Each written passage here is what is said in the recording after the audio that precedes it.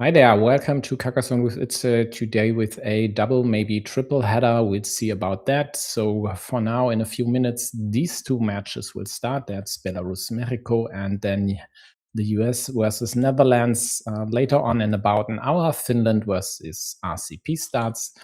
The situation for the US and Netherlands is quite simple. Whoever wins will advance. It's Group E, so currently residing in third place, and with Italy and Poland both being at 3 match wins, it's only the question which of these two teams goes on to the playoffs, the round of 24 in that case. We might switch to that match. First off, I'd like to start with Belarus versus Mexico in Group F, as that's the same group of the later game of Finland versus RCP. And all these 4 teams still have chances to reach the playoffs. In Mexico's case, even an outside chance to get the first spot. For this, they'd need a 5-0 to get to +4 dual wins, as Hong Kong already has. But Mexico could still be ousted. For example, if Belarus were to win 4-1, they'd take over the place of Mexico, at least temporarily. A 3-2 for Belarus does not work. And therefore, I'd like to stick around in this match as long as Belarus still has a chance to qualify. So then later on about Finland and RCP, we'll talk once they start. For now, let's check. Oh, we still have a minute left. Well then, for them, it's the same who wins. No, it's not the same. For them, it's who wins marches on to the playoffs. For Mexico, it could still work out if they were to lose rather in close fashion against Belarus. So I have a co-host today, which is pretty great because, again, you all know I like to have co-hosts. I like to not talk in the mic, being alone here in the cam, whatever. So let's introduce my co-host. It's none other than Glovir, Portuguese international, aka Guilherme Neves. And those who were around last year should know his face, because last year in the WTCOC he was quite the presence in the co-host seat. So, G, which of the 6 teams would you favor? Or let's stick to Belarus and Mexico for now. Which of these 2 would you favor? Well, hello. Thanks for having me again. I think it's going to be a close one. I don't see either one going 4-1 or 5-0. But Okay. if I had to give like the edge chances, I think Mexico is slightly favorite. Yep, I'd say so as well. Although the Elias in the chat, which is Complex B&H, one of Mexico's strongest players, isn't playing today. Still, well, let's say tables 2, tables 3, Mexico should definitely be the favorite, although slightly. To me, all these 5 duels could go either way, frankly. So do you have a special interest in any of these 5, or does it not matter to you? Nah, I don't think it matters. I think any game's going to be a good game. So okay, then let's go to. Let's take a look. I would take Koshuk versus Manarori, but they haven't started yet. And let's just go to Ivax Lichida. Looks like Gladki and Palhinha are banging out moves like there's no tomorrow when they're already at 17%. Oh, wow.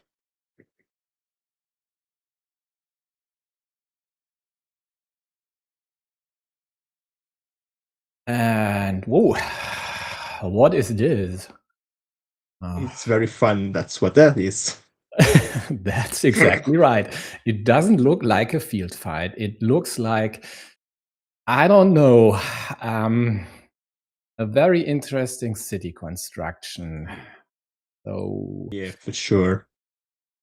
And it's not clear what Yale wants to do. They want to commit to a big city fight because, I mean, from Blue's perspective, if they get a splitter, they are just happy to get out of that situation, like yeah, 10 of the 10 times. So Yellow committing to meeples might be a stretch, but I mean, if they don't commit, then Blue might commit. So yeah, I think I just snatch this now. Go for it and then see whatever comes of it. I mean, in the end, if you run away with a, let's say, 15, 18, something in that vicinity point ruin with 2 versus 1 meeples, you should be happy. And if you can restrict Blue's road over here as well in the process, sure, I take that mini yeah. battle win Mm-hmm. any day. Yeah, absolutely. Blue did play a straight there, so I would have preferred for Blue to be a bit more patient, see if they get something to connect first, to split first, because it's just very easy for Yellow to tangle up the road and the city, and they are happy to block everything there because they have an open ruin with many, many, many possibilities to grow. Yeah, exactly. So yellow has the stuff on the left side, which currently only scores 7 versus blue's 5 and then the 6-point road. So currently blue scores more in this encounter here, but that quite likely will change. So the best tile for blue right now would be another horse. But the problem with another horse is there is none in the deck remaining. All 3 are on the board. So there are only road Doritos and only 3 left. And that is another reason why this straight wasn't the greatest idea by blue. Mm-hmm. In the meantime, Blue decided to attack the city, so they are really committing to a big city fight. But I still favor Yellow in this position. Like you said, 3 triples are out with the road. And yeah, Yellow with this Dorito just puts pressure on 2 squares at once. So Blue needs to decide how and where to respond. Yeah, seems okay. I wouldn't waste the cap or put it over here. I mean, although it wouldn't be the worst idea with all 3 left-handed daggers being gone. So the only blocking tiles would have been the Doritos. Yeah. Blue probably figures they want to get some points, but Yeah, yeah, I mean, I think I'd rightfully like to see the so, restriction. but the points won't do them any good if they don't connect here. And luckily enough, they get the first curve to protect.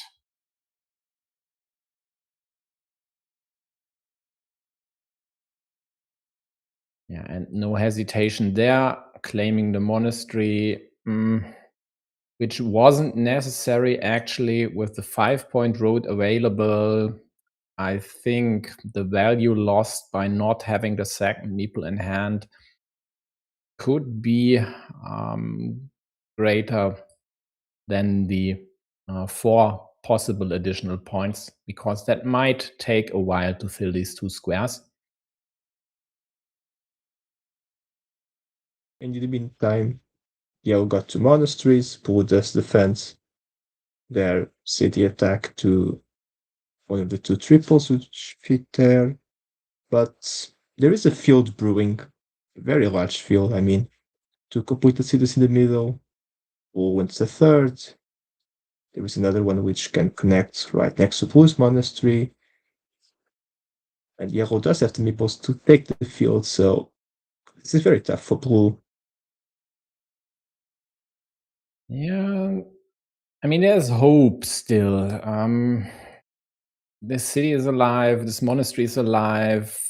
If they manage to get something over here, they might even claim the field. Problem is, if they don't, yellow will jump on it next chance they get next to the monasteries, maybe even now. Yeah. Now seems to be a good time to do it. Yeah. They agree. Yeah. So triple threat here, helping the monastery, claiming the field, exerting pressure on blue city. And yeah, blue gets away at the bottom, claims the secondary field, which is quite likely be united with yellow's field. Yeah, overall, Yeah. blue's position doesn't look great, but if they get their tiles, it could work out quite nicely, but they need these tiles. Two left for both gaps. They definitely need some meeples out. Yeah, this restriction by yellow, I thought yellow would be a bit more aggressive on the field and prevent blue from joining for free. So maybe with the monastery, just, one square to the left and attacking the field was good. Just brushing the fact that yellow did have the meeple advantage. They still have the meeple advantage, so I find it interesting that yellow did not use the monastery, neither for the field nor to score it as a monastery.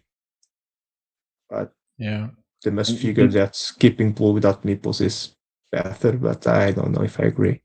Blue is pretty aggressive. I mean, not convinced taking the cap next to yellow's monastery was better than taking the open cap at the bottom. On the other hand, if you close this one, you gain a rather sensitive square, which you could attack. And therefore, I actually like this. Problem is, meanwhile, yellow killed blue city up top. Also takes away a few tiles here, restricting blue's monastery a tad more than it already was. Here's the restriction by blue, and yellow can't directly defend, but the indirect defense, I think, works fine, as there are still 3 starting tiles out there.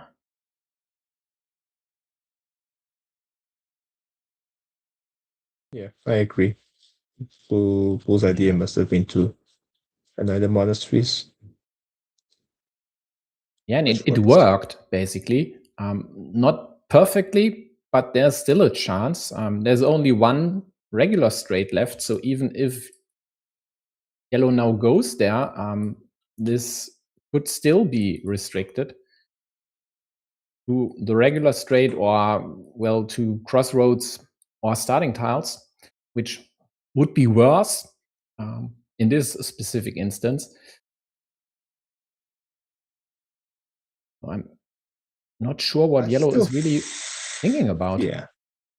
They might have considering using the curve to attack the field again, but I do agree with this usage. The monasteries are never blocked. They'll be only to a 50-50 if they got starting the straight, or even now with the crossroads. But I think yellow still had to do it. And now blue even did not use the crossroads score points to make the restriction, so I think that positive for yellow. They do need to be careful about the field, though, because it's already worth 15 points, probably more to open cap still. So both players are definitely looking at the field as a win condition. Oh, but yellow just threw the last Dorito to the road.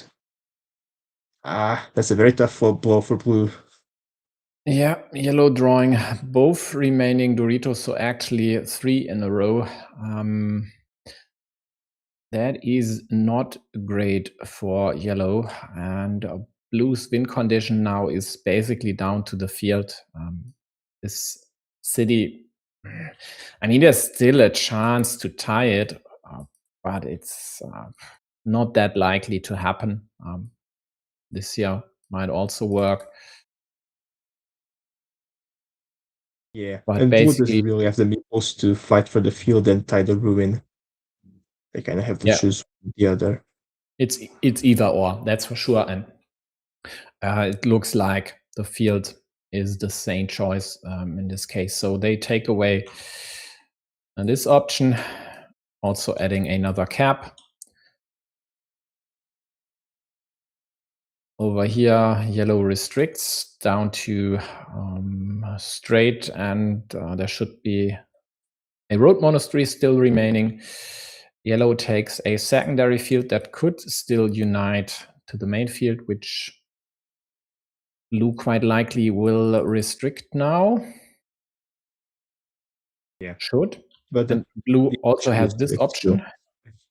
Come again?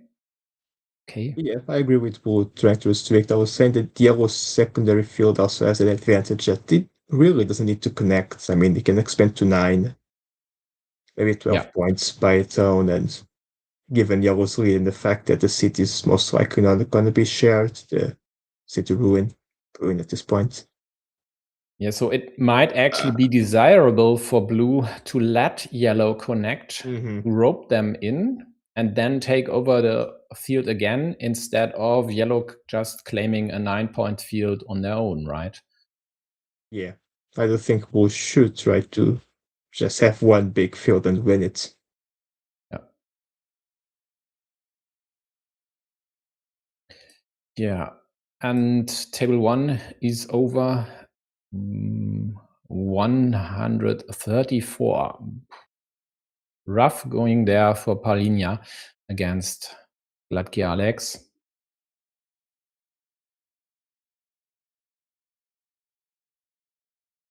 Now this the restriction instead of connecting. Yeah, I don't think that works, as we've discussed. Yeah, now even wasting this opportunity to score points. I don't think this wins the game. Even connecting yellow is slightly ahead.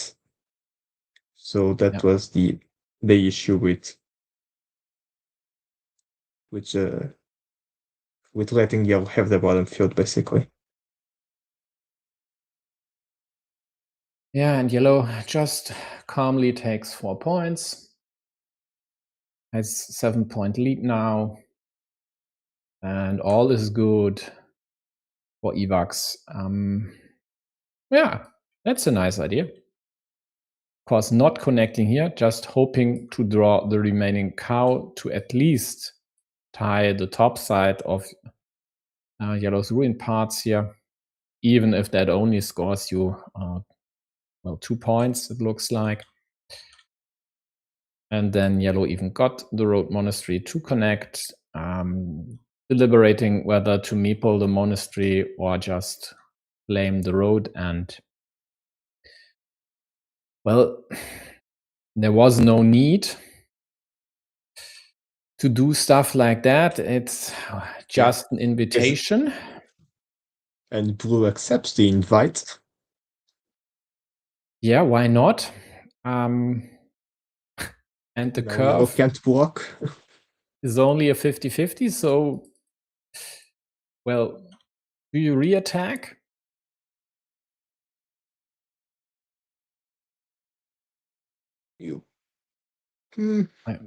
I don't know. I mean, let's count. The field is worth 18? More to the bottom as well. Plus the 2 at the bottom, but these are already scored by blue, right? Yeah, agreed. So yeah, it looks like yellow has to do something about it. Yeah, I'm not convinced this was the right orientation, because you need the same tiles your opponent does.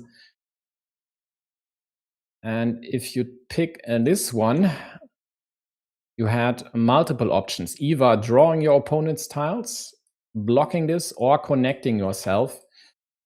But it worked for yellow in the end. They even got their monks liberated. and will take some points somewhere, whatever they prefer. Yeah. But you are correct. Yellow should not. I think the attack was the move, just not the same tiles. Blue needed, because the tile yellow needed to get his monasteries back. So definitely a slight imprecision there. That as well, right.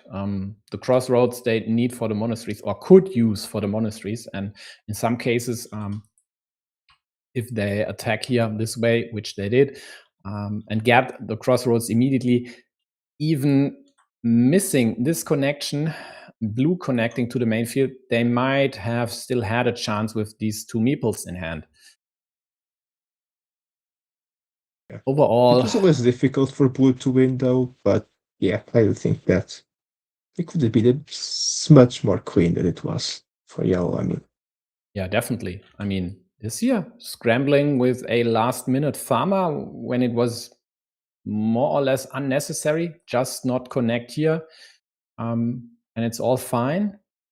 Yeah, but they got away with this one, and table 5 also ended with a win for Pichan against Vladimir.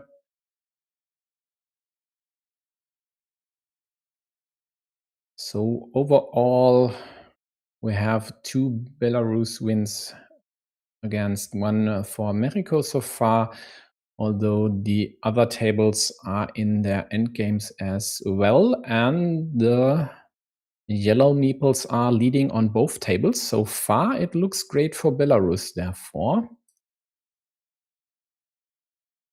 Looks like these two are taking a short break. Then let's quickly switch to another game until they start the second.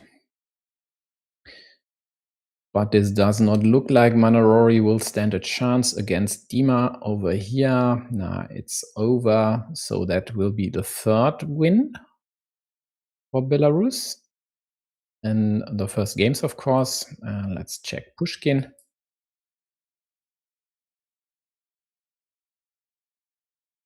And that is more or less the same story, unless IMD finds a way to, I don't know, score 20 points with 2 moves. There is no field available that would allow this. So it's indeed 4-1 Belarus after the first set of games. Well, my prediction seems worse and worse by the minute, but I mean, Mexico certainly is going to fight back. I hope so. Oh, me too. Everything else would surprise me. Looks like Ivax and Lychee are taking a longer break than expected, but here we go. Second game is about to start. Did start, in fact. Yeah, not really. Not really. I mean, sure, it could be a 6-pointer. Push comes to shove, maybe they even get an extender. That would be annoying, sure. But don't waste a prime road end tile like that in the beginning. If you decide to go for the attack, please at least go for something on this tile. Oh yeah, for sure. I would even comment that Yellow was the starting player and used the curve not to grab the starting road, but just dump it. I mean, if Yellow had used the curve in the road, they could have naturally extended it with the crossroads and all be fine, but instead they just donated. Oh yes, a lot of points to Yellow, to Blue. Yeah, I did not even notice that one. So basically, Yellow donated 3 pieces, or might in the end have donated 3 pieces to Blue's 7-point road if they manage to complete it over here. And that is not the way to go on this level. Yeah. Some people just don't like roads. Unfortunate. Well, not unfortunate when I play against them. I think it's so wonderful when people just leave very, very precious roads hanging. Yeah, I mean, who likes roads? Would you rather draw a city tile or a monastery or a road? I guess in most cases, it wouldn't be the latter, Yeah, right? yeah, that's a question of the value of the tiles, but I mean, I can do some stuff with roads. Yeah, sure. As long as you get a mix of tiles, some roads are fine, especially if you Oh, need them. If you want to attack a I've field, played, I take Mhm. roads. I've played the game in which I drew 7 out of 8 straight roads. I built a very nice highway, but then the last roads that I did not draw, my opponent used it to attack my field. So it was the only attacking tile as well. So I drew every other straight road except the one I really needed to. Oh, I recently had a German championship final, which I lost due to drawing 6 straights within, I don't know, 8 or 9 moves, 10 moves maybe, in the early mid game, where I really could not use these straights for anything, while my opponent got, well, nice city caps. And I think in the end, I had 7 city caps total for the game. So I would have loved a more mixed deck, but I mean, he even instructed me from which stack to draw. We had 4 stacks there, and even that didn't Yeah, help. yeah, So yeah. sometimes it's just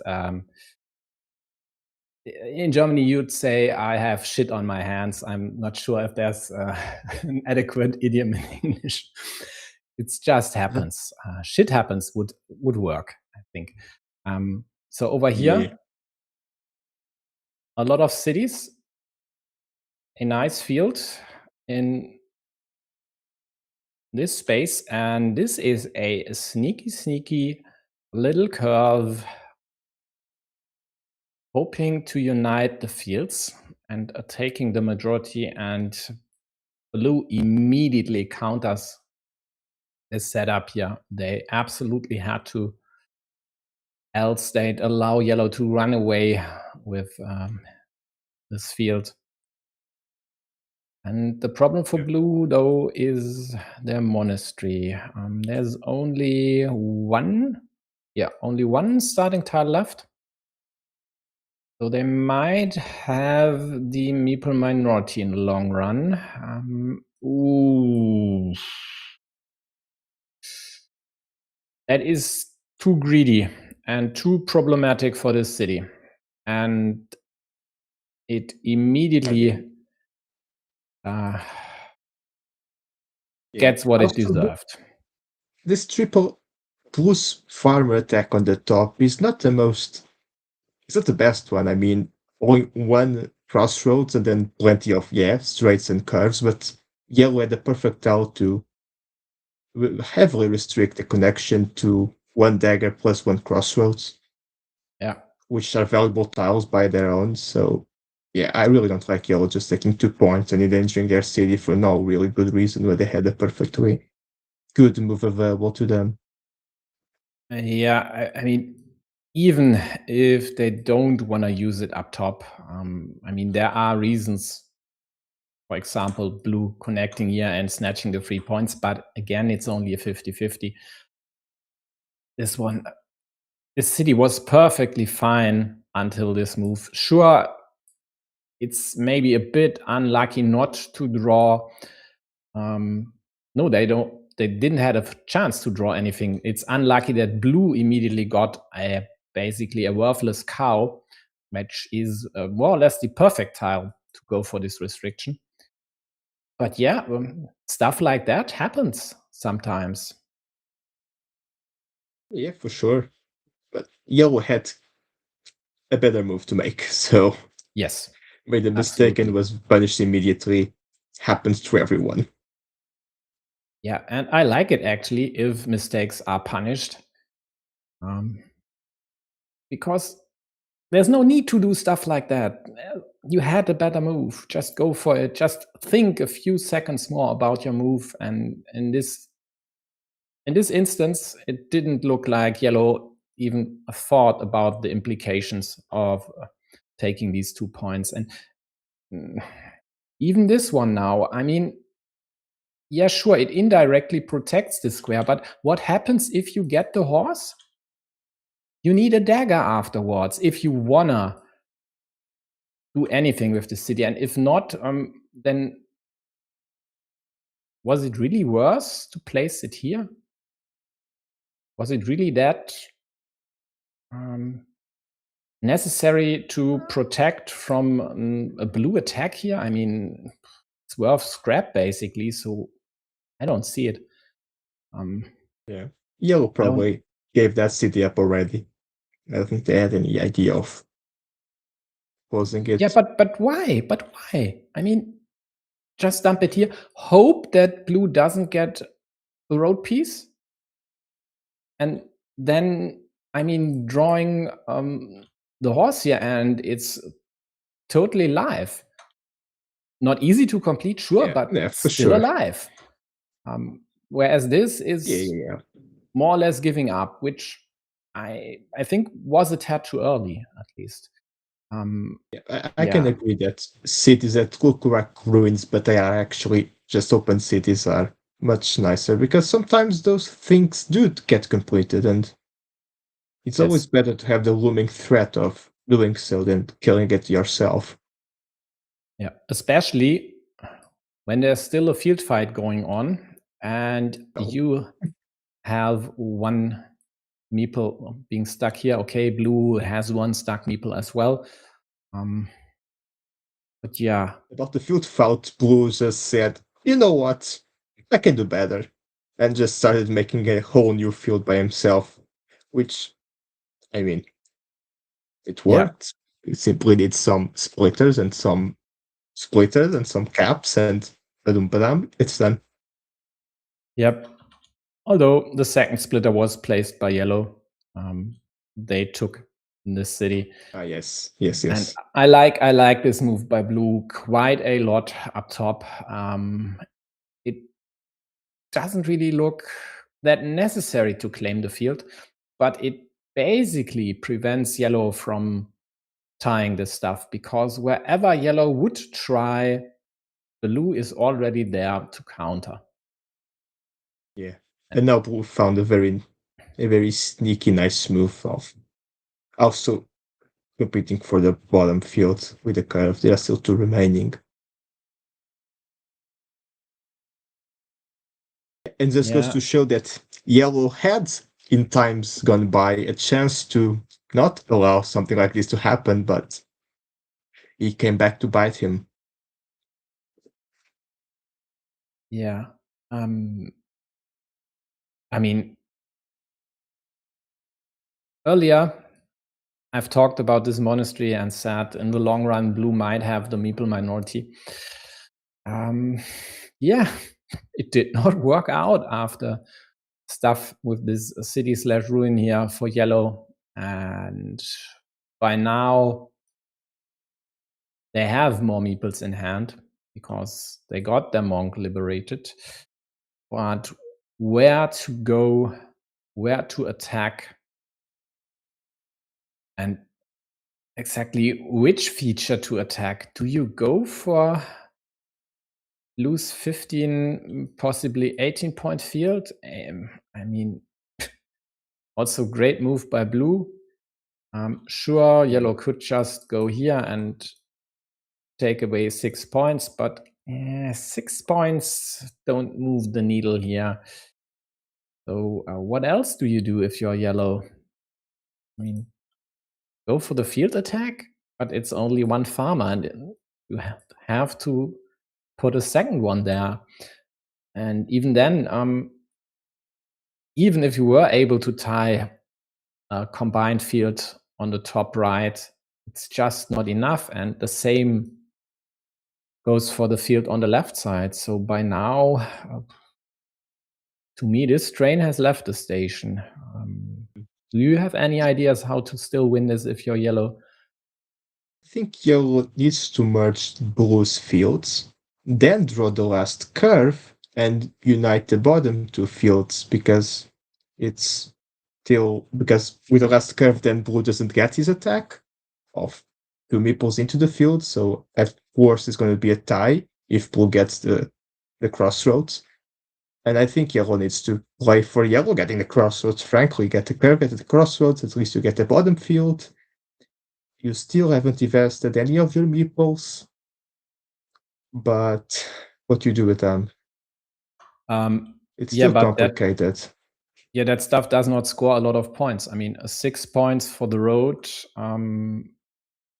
If you unify all this stuff, it's minus 6 points, as this 3-point farmer would gain entry on yellow's field.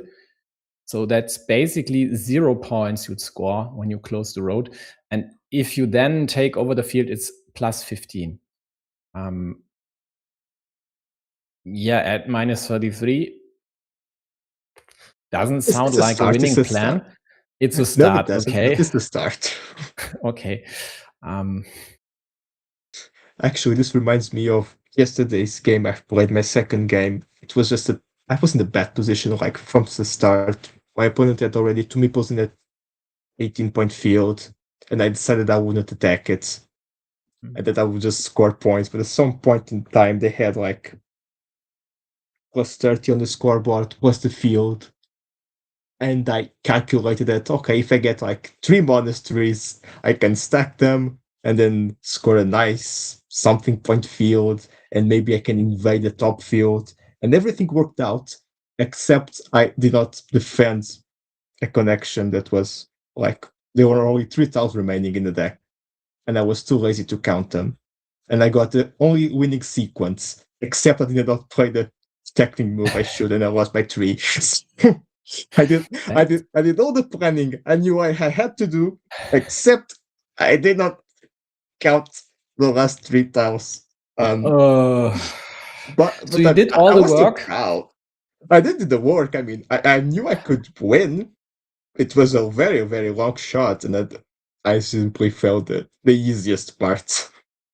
Oh God. This is just to show that it's possible to come back from this very unfortunate situations. I had one game against Vineria in the MSO where I basically had a stack deck in my favor. I ran away with it. I was at, I don't know, plus 40 or something, due to a big city of 36, 38 points or stuff. And basically he was done. There was no big field, nothing. But he climbed back, he found a way, and he almost won in the end because he never gave up and found a way with multiple monasteries, with definitely 1 or 2 suboptimal moves by me as well, but still it was his doing mostly. And that is also a quality of a great player, which Vineria definitely is. To not give up as long as there's still a chance, how unlikely it may be. But over here, rough. I don't think Yellow went for the long shot idea. They did not merge Blue's fields. Blue separated them. And Yellow committed to the curve. Yeah, I think Yellow Blue has can still get the curve, yeah. Yeah, sure, Blue can still get the curve, but whatever. I mean, I think now they have to go on this field, hope to draw the crossroads. At least then they'd scored a 1 point extra for the road and annihilate 9 points from Blue's farmers. Sure, there's still the curve, but whatever. And you also would have this open cap on your field. What else is there? I mean, I don't really see anything. That's probably the move to make now. I don't think it's going to be enough, but still. Oh, this definitely isn't enough. That does not work, not at all. And with these crossroads in Blue's hands, it looks like a game over, especially because there's still a curve, which would take away all these hard-earned points from Yellow's farmers in one quick swoop. Meanwhile, Manarori won the second game against Korshuk Dima, forcing a decider on table 3. And yeah, sure. I don't think that's Get modesty the coming third back is meeple going to back. solve the problem.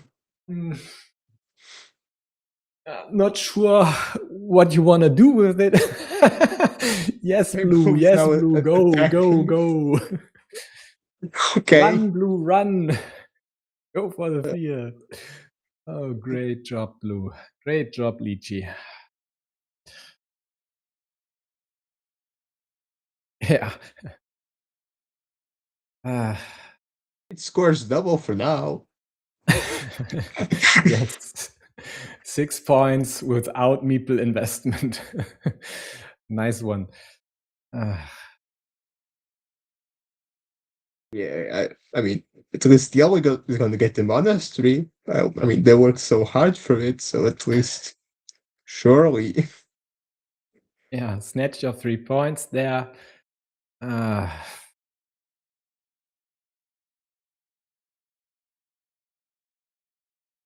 Oh, what a rough outcome for Evox. It looked so good in the early game, but, well, the mid game, some moves which definitely weren't the best choices. And then, so it goes. Lychee jumping on basically every chance he got.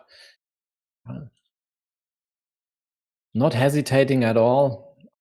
This stuff here up top was exactly what he needed to do, creating an alternative threat to the main field. And in the end, at least the curve goes to Evox. Yeah. So what? Yeah, why not? Why not? Yes. Why not? It never worked, but yeah, I mean, it was a nice idea, right? Sure. Yeah, maybe blue wasn't going to see it, and yeah, it would I be mean, like 12. blue should have, of course, killed this connection, but I mean, it definitely looks nice. So why not? Yeah. And even if the connection would have worked out, we are talking about a 15-point field, and the spread is way more than that. So on table 1, we have a win for Paulinia, equalizing the duel at 1 game wins apiece against Gladki Alex. On table 5, Pichan won against Vladimir, securing a very crucial first win for Mexico. So now they only need a second one, and then Belarus is ousted from the tournament, while Mexico secures a playoff spot. Yeah, exactly. Venga, Mexico. For those who aren't cycling aficionados, there are some Spaniards who always scream "Venga, venga, venga" to push their cyclists there. So it's a rather common chant in Spanish-speaking countries. So decider between Evox and Lichida Killer it is if BGA accepts me clicking the button. Finally, I never take that for granted. That BGA accepts us BGA clicking is buttons? acting me. Okay. That might be a tad too fatalistic. I mean, BGA isn't that worse. No, it looks quite nicely most of the time. Most of the time. I wish they'd fix some problems. Like displaying discarded tiles, for example, that would be nice, or fixing the replay log, stuff like that. But the live games usually work fine. At least the weird ghost tiles bug I haven't encountered in quite some time, so seems to be fixed. How about the scoring animation bug that still deducts time from your opponent's clock? That would be nice. So if any of you really has an interest in, let's call it professional competitive Carcassonne, please go to BGA's bug page and select the Carcassonne bugs and upvote the ones that are really necessary to be fixed for competitive games to be played in a more professional manner. So rambling on, meanwhile, Lychee does what Lychee does, claims points where he can get them, aggressive even with annoying stuff like straights. Yeah, protects this vulnerable square as quietly best as possible. Also giving his city a chance to be completed with 2 tiles, and the other way around, it would be quite likely way more complicated. Yeah, the other way had some blocking ideas for yellow. This way, I don't think there is any immediate block. Yeah, at least in the other option, there would have been the 50-50 restriction available from quick glance. So he even goes with the next curve here, not protecting this square, which I'm unsure whether it was really better, because yeah, the protection seems better. I mean, I would at least have considered the protection to the 3 remaining daggers. Then you have the daggers here and could use roses and Doritos on the right side. Whereas now you might in the end need these tiles in both spots, which is not the best situation.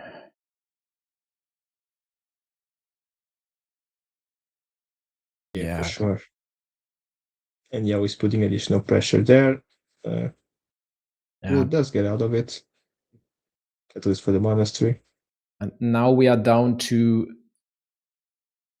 2 road Doritos and only 1 rose. Yeah, if I'm yellow again, oh no, that doesn't work.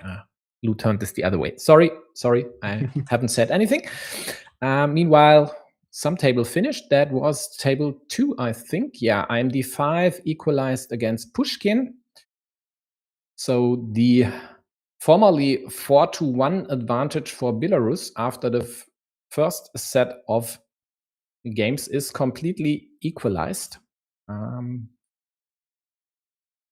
All tables except for 5 needing deciders.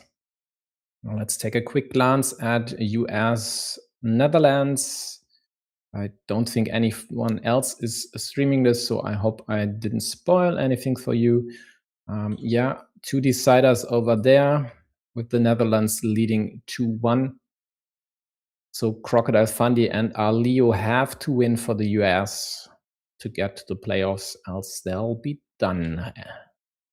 So meanwhile, yellow restricted, blues road and city to the remaining rows. And that is exactly the situation we would have liked the blue to prevent by using the curve earlier instead of creating this, of course, very juicy monastery setup. Actually, blue got 2 curves he could have used before yellow got his one to this block. one as well, right? Yeah, so overcommitted to the monastery. I feel the defense was so easy. 3 tiles, come on, you can't really ask for more. Yeah, not when there are roughly 40 tiles remaining. I mean, I'm just saying this and they got the monastery immediately. I mean, they must know something I don't, clearly. Yeah, I mean, they might be able to just outrun yellow because yellow does not invest their meeples wisely this year. Sure, it couldn't be used to restrict blue, as I've sketched erroneously. But why close your only open city cap? It's the prime spot for extenders. Just start a new one, maybe even claim 2 points somewhere. No, not 2 points likely.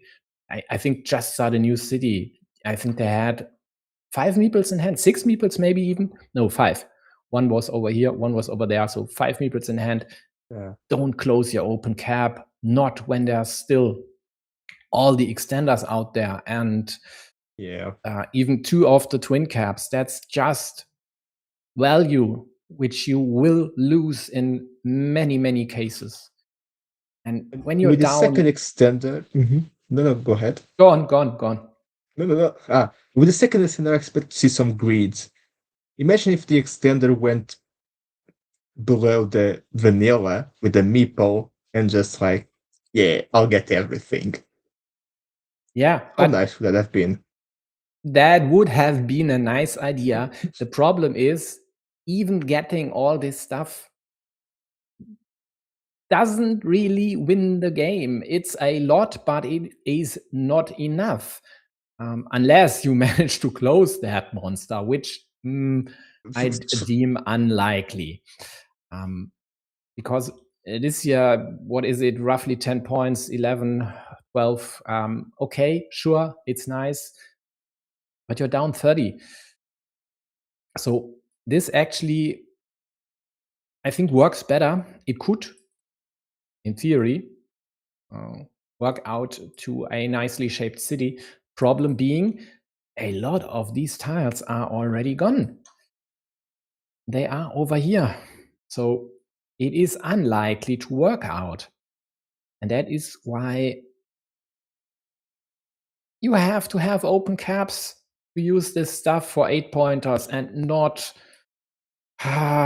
for long taking city building projects which aren't likely from the get-go. Yeah. Hey, Sasuke Uchiha, I think you never heard of Carcassonne, maybe? Is it in the title, actually? I'm not sure. Let me check. Do I have Carcassonne in the title? No, I don't have Carcassonne in the title. It's Carcassonne. That is a board game, the German game of the year, and we are currently in the WTCOC. Then Monster stands for World Team Carcassonne Online Championship. So it's basically a team world championship where how many teams? I think we have 8 groups with 5 teams. So 40 teams consisting of 8 to 10 people each are fighting for the world championship. And we are in the preliminary rounds, and we have Belarus and Mexico playing. We have 5 matches. We are currently covering Ivak's Cheetah Killer. The others have partly finished or are playing over here on the left side. And Belarus needs to win 4-1. They still have 4 open tables, so they need to win all these deciders, and I forgot to open one of the tables. Yeah, thanks, Elias. Yeah, Carcassonne is not in the title because it just takes up too much space. YouTube's blue runs away with this city, and then it's game over. YouTube's titles are capped at 100 characters, which is too short to fit Carcassonne in there. But he's right. I've tagged everything with Carcassonne and WTCOC. And if you want to know more about Carcassonne, just check out the links in the description or on my channel page. And if you have any questions, just feel free to paste them in the chat. We are happy to answer. As this year seems to be over anyway. Not sure Yeah, about Blue's attack, though. at the time it wasn't bad. It was okay? some Yeah, moves ago. yellow built around all this stuff, right? Yes, yes. Okay. Then it was definitely a good attack, even because it takes away this move from yellow, which would have allowed them to climb back into this game. Yeah, all of Blue's attacks, even though maybe they didn't work out, but they just took out the only spots for attacking from yellow's perspective. Though that ruin can still be attacked if yellow gets like the rows, which they really kind of want to, and then they any double triple city tile with the roads.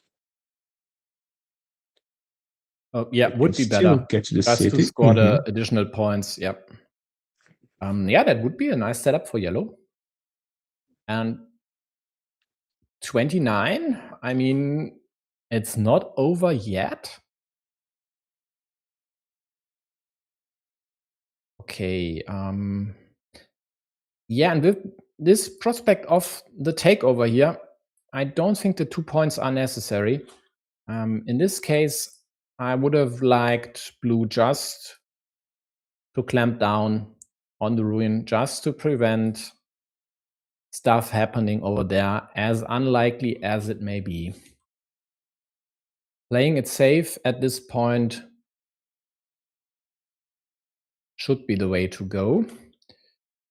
Yeah, there is absolutely no big field at the moment, so yellow doesn't really have any use case for meeples other than that attack. So I think Blue could have been a bit more careful with that, but they do get to close another attack they attempted successfully, and now I mean Blue has double yellow score for one meeple less. And the rose is still in place, so like I don't see yellow coming back from this. Yeah, so it is game over. This means Lichida Killer wins the second game of this best of 3, wins this duel, secures the second crucial win for Mexico. Just to refresh, for those who turned in later, even if Mexico were to lose 3-2 with the, at this point, worst score of 7-7, they'd stay ahead of Belarus by quite some difference in the tiebreakers. So Mexico secured the playoff ticket, or will secure the playoff ticket, because there are only 10.5 minutes left on the cheese clock. He could still run out of time and lose this game. Let's hope he doesn't. I wouldn't count on that, but if you are Ivax, maybe you should somehow hope that happens. No, yeah, no, probably won't. Yeah, I don't know. I mean, he sure wants to win. Exactly what Elias says. Just don't lose connection. Just dump your tiles. Just play it safe. And I mean, even if not, there's still IMD5 and Manorori. Meanwhile, Gladki Alex, again with a plus 50 win against Palinja. Wow. That spreads. Wow. Just wow. Yeah, Blue gets the rose, so even that chance is gone for yellow. Yeah. Just lying on the floor. Maybe wanting to turtle, but even turtling does not help anymore. It's just a devastating result for Evax.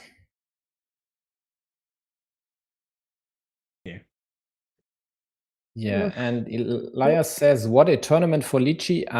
Yeah, I haven't checked previous results, but sounds like Lychee has won all duels so far. And if that is indeed the case, definitely a good tournament so far for them. Yeah, this is a very one-sided game. I do wonder where exactly it got wrong. I mean, Blue did get to stack 3 monasteries, kind of without any sort of trouble. Yeah. Then Yellow's attempts at attacks backfired. Yeah, I mean, this restriction here by Yellow more or less worked. I mean, Blue got the tile in the end, but it did not matter anymore. I think at this point, I'm not sure about earlier moves. This year for sure wasn't great, but after this, I don't think it was likely for Yellow to still win. Definitely not likely, but it was still possible. But I don't think they improved their winning chances by this double extender here. So then the Netherlands have won their third duel against the US, ousting them. So Netherlands securing a playoff ticket. Same for Mexico. Manarori won on table 3. And it is 1 minute until the next match starts. So I mean, we could still check out an endgame. Are you interested in checking out an endgame, or shall we step right into Finland RCP from the get-go? Let me start from the beginning. I think it's nicer to catch a game from the start. Yep. I'd also like that one. So then let's quickly. That was not what I had intended. Let's reduce the scoreboard. Then it is a tad faster loading. And let's check out the rankings for Finland and RCP. On tables 1 and 5, the RCP players should definitely be the favorites, just by experience alone. Yeah, agreed. Although I think Begonia even won a game against Nalaheim recently, the Finnish captain and current Champions League winner. So maybe they aren't. Is it bad for 60? Maybe they are better than their ELO rating suggests. Then we have these 3 tables here, which are the meat of this match. Tough for Lapinkoski against 2024 Champions League winner, someone you know, but not impossible. Same for Annen May against Nalaheim and Lapatori 71st. In my experience, 71st is the better player, but I've also seen them losing against inferior opponents. So who knows? Which of these 3 matches, duels, would you like to pick? It's a very tough decision. Yeah, take your time. Maybe we go Lapatori. I Okay, think that might be the most evenly matched one, maybe. Yeah, I'd have to concur.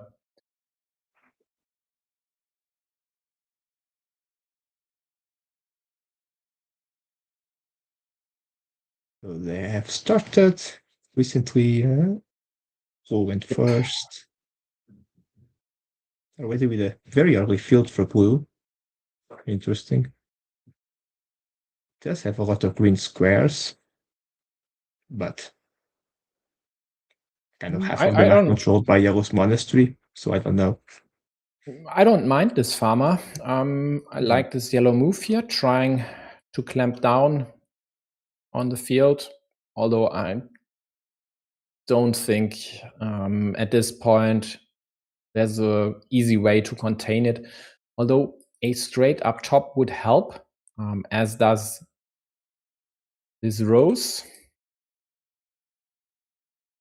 Even though it's in itself not the best way to use a rose there, but when your only alternatives are closing your opponent's road or I don't know, creating maybe problems for your monastery and possibly supplying the road end to your opponent.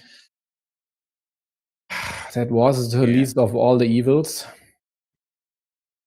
Probably a least of all evil situation. Yeah, and Does work farmer, out. pretty sure. Mm-hmm.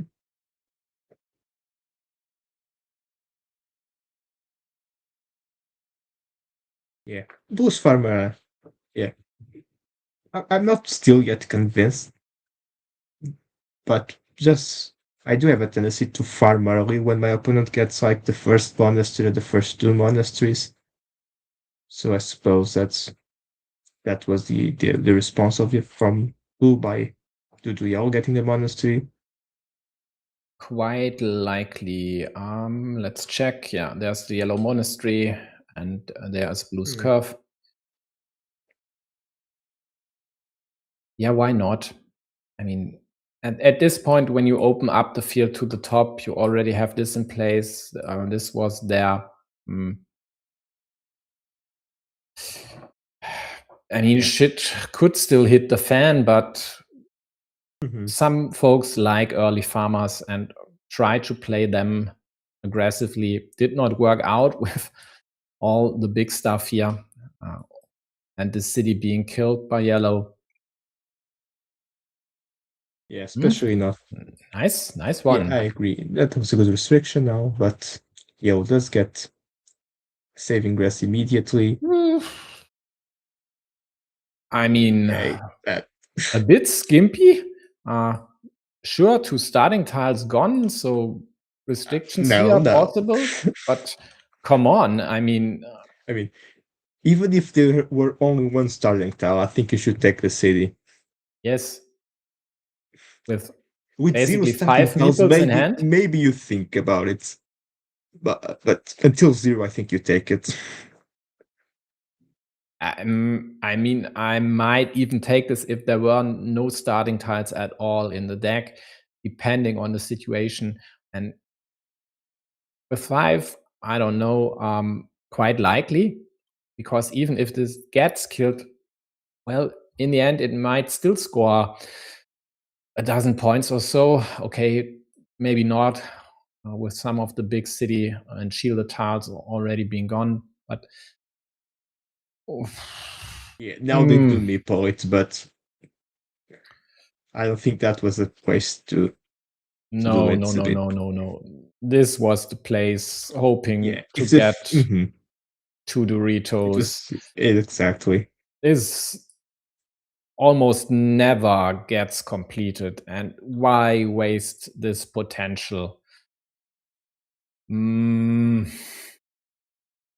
Yeah, I'm not sure. Yellow should definitely take the city earlier, and then when they took it, it was really not the most efficient way to do it.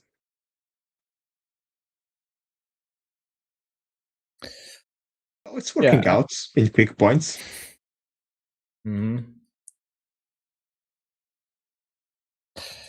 Yes, of course.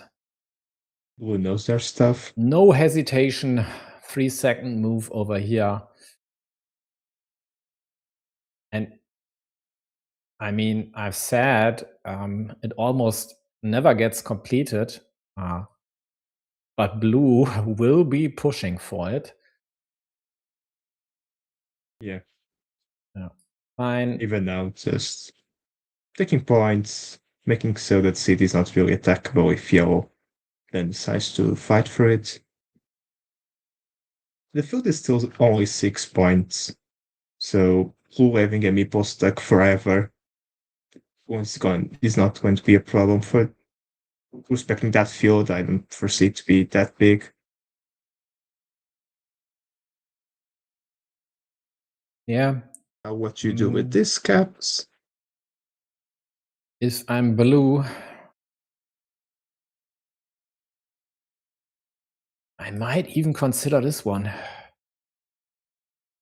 Yeah, but The problem is there are still two splitters out there, so you can't place it there actually. I mean, why not cap the ruin? Start a new city.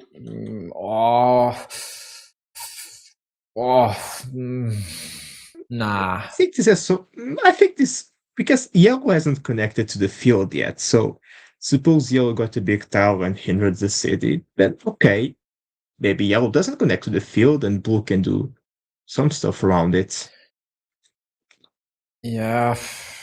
I So mean, I kind of do it like blue worked. drop the caps on the field. It worked. It gives them the chance to take over the field. Beautiful move by yellow.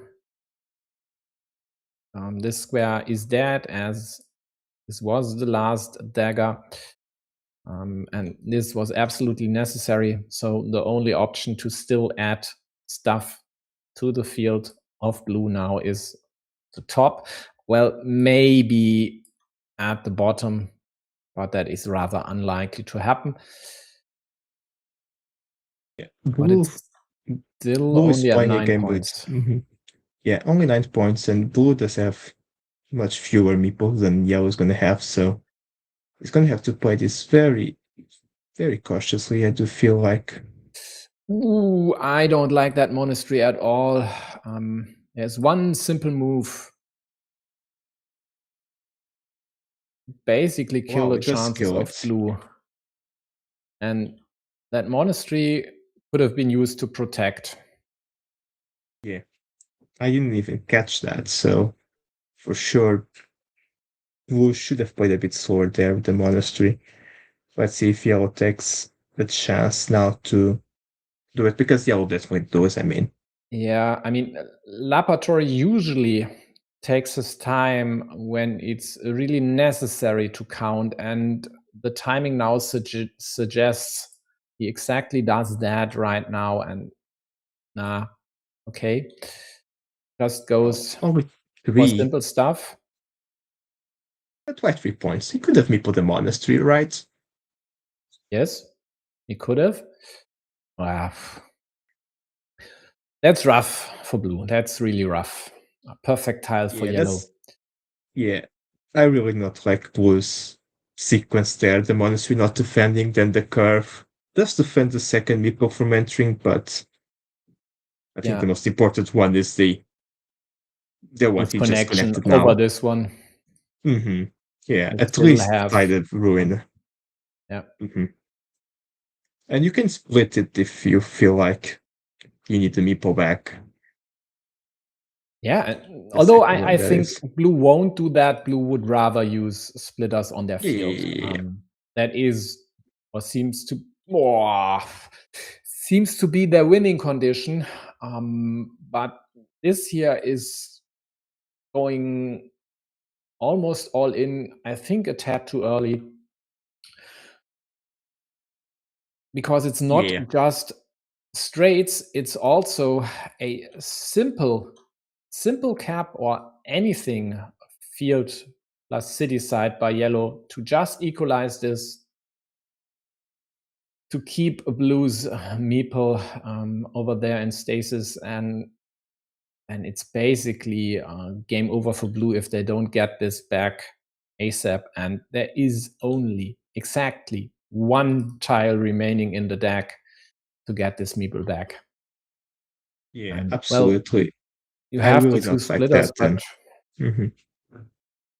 Yeah, spending the last because suppose blue did not meeple it, then yellow gets the straights. Does yellow still go there with the straights? Because I think they might not. Blue is probably afraid of yellow completing the city and dropping a farmer. But blue should have just after empty. If blue gets a cap, they close that. Yellow can attack. Fine, blue has to deal with that later.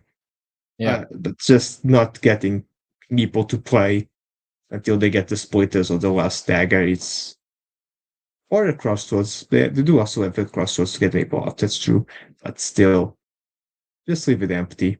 Oh, yes. I think it was mostly fear of the field attack, but you gotta take some chances, and I don't think the chances were. I mean, for yellow, it was even conceivable to just close this and attack the field. Yeah. Wouldn't have been the that's worst true for move. yellow. Yeah, I would never do this. Just equalize this and be happy with it. But they could have considered it. Well, so blue protected the city connection. Yellow got 4 points in compensation. And yeah, I totally forgot about the road meeple, which blue just liberated. And now they have a meeple back in hand, but the other meeple is dead. And at -8 with yellow, -7, having more meeples, there basically is only one hope for blue, and that is connecting here. There's only one tile to do so. Meanwhile, even if they successfully connect, yellow still has a lot of meeples left and still a lot of moves to play. The problem for blue is that they do have a field, but the field can't grow. Yeah. There is no green square immediately to get caps on the field. And any 2-move sequence, I think, is too late. I mean, what does blue do with this now? 1 point. No, 0 points currently, but like maybe 1 point in the future. So I do think that starting tile was misplaced. I still don't know if the starting tile was misplaced or just a meeple on it. I think the starting pile wasn't misplaced, but just misplayed, because without a meeple, I think it would have been fine, okay, at least. Maybe a bit problematic due to allowing yellow's farming attack, but at some point when you're down on meeples, you have to risk stuff. Yeah, and that is the final nail in blue's coffin. At least I think it should be. Yeah, yellow should not risk blue getting the Dorito. Definitely not, but they'll count, and count it quickly. Yeah, that's +16. 3 moves remaining for blue. 6 over here, sure. Oh, yes, why not? Another 7-pointer in a rather unconventional fashion for yellow. Yeah, it was a nice setup for them, though. They grab the ruin with the cap. Yep. That's the played. I'm pretty sure they knew about this option. Yeah. So it was on purpose. Yeah, yellow's play at the beginning of the game didn't convince me, but towards the end it was quite on point. And blue kind of went the opposite way. I think they were playing well for the tiles they got in the early game, but then they kind of lost themselves a bit in the end. Yeah. Starting with not defending their connections to the Big Nacho. to Real's ruin. So still a good game to watch, I feel. Wonder definitely what was interesting. For blue. I mean, blue going for this stuff here after the not ideal extender placement by yellow. And yeah, even recognizing that this might be your only option to take over stuff, possibly closing this one, definitely shows they have the chops to win a game like this one. But yeah, this straight, this starting tile, I think that broke this game. That hurt a lot. But even if blue did not meeple the starting tile, if yellow had played the straight like they did, I think yellow should still have the game. I think the straight there was just it killed the field basically. But I wonder if yellow had played the straight there if blue did not meeple with the cap. That was my question. I'd put money on yes. I think yes, not playing by now on yellow placing the straight here if blue doesn't meeple the cap even. Because by now Lapatori has grown quite a lot. His skill has improved, and I think he recognizes situations like this one by now. And at least he has an uncanny feeling for seeing when to take the time to think about stuff. At least in many cases, which I witnessed, it worked out fine. Also blundered some others, but overall, he has the chops to beat 71st or other players or other masters. So check out an endgame or just continue with the second? No, let's continue. These players are playing well. Okay. So here we go, second game. Everything else is still in the first. Whoa, we missed a few moves. We missed the farm of 12 points being created immediately. So Lapatori scoring points, blue meepling this one, Lapatori scoring 4 further points, blue adding a road, not farming. No, that is yellow. Yellow adding road. Then blue, there's something missing. No, blue going up top are likely going there. Yep, okay, that's fine. Yellow claiming this one. Blue going here. And the rest we've seen, I think. No, this was missing. So yellow claimed the field first and blue immediately followed, closing their city and later then connecting to yellow's fields and dumped a second farmer as well, even beforehand. This was placed before the second farmer up top, I think. Okay, that's how I like Carcassonne. A lot happening everywhere on the board. That's the point. The game begins, we have 7 meeples, just use them. Exactly. Use no roads on cities, on monasteries, and on farms when, the farm just grew quite quickly when you get 2 vertical splitters. So that's just a very big boom on the farm points just in the beginning. What do you do? Interesting choice by blue. I don't know. Maybe. They definitely want to use the cap somewhere, that's for sure. Yeah, and definitely not here. I don't mind this, actually. If yellow wants to attack, it would annoy at least yellow, that city. A bit at risk, but this blue really want to spend then, 3 tiles to close that city, 3 or 4 tiles. Not really. Not really. That is the problem. The best outcome of stuff over here would be this one. And taking away all this, just take the other one. Yeah. Oh yes, yeah. Yellow would then just take this, but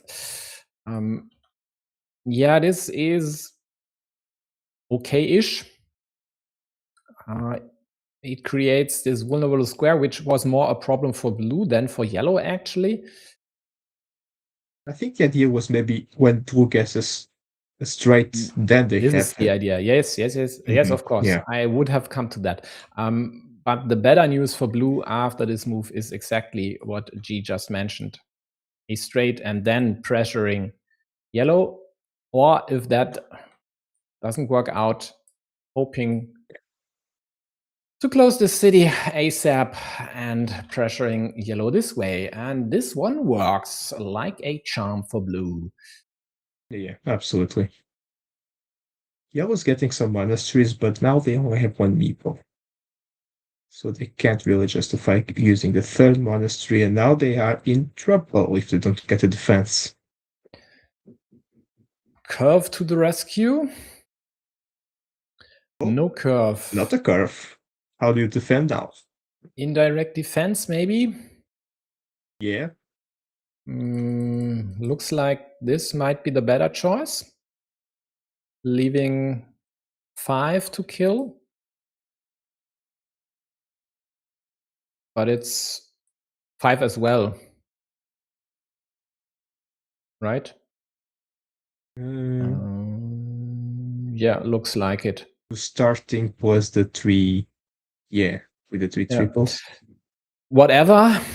Well, yellow does immediately gets his stuff. Very nice for them.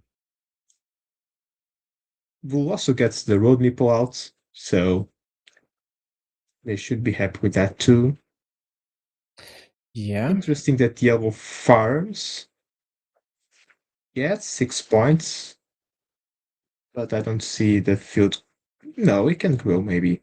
Well, with this style, it can definitely grow. Oh. That is a waste. So I just farmed. I mean, quite likely we both would have placed it at the bottom. Yeah. Maybe even meepling this, likely even meepling this cap, I'd say. Yeah, I agree. I mean, Yell had the thought to justify the farmer, and they went to try to justify that monastery, which it's not a great monastery. I mean, I suppose it does control the roads, which Blue may want to join to Yellow just to wait up the Yellow farmer. But it's not that many points that Blue wins, is it? It's getting 9, then he gets just 12, so. Yeah, do your math. I'm waiting. No, because Blue has 9, and then they tie 9, so it's just 9 for Blue. Blue joins, it's just 12 for Blue, so Blue gets 3. I mean, 3 points. It's not really that. Well, now it's more than 3 points, but now it's more than 3 points. Yeah, now we are open for business. Yeah, meanwhile, Lapinkoski on table 4 was able to beat someone you know in the first game, and it looks like Nalaheim will secure another win for Finland in the first batch of games.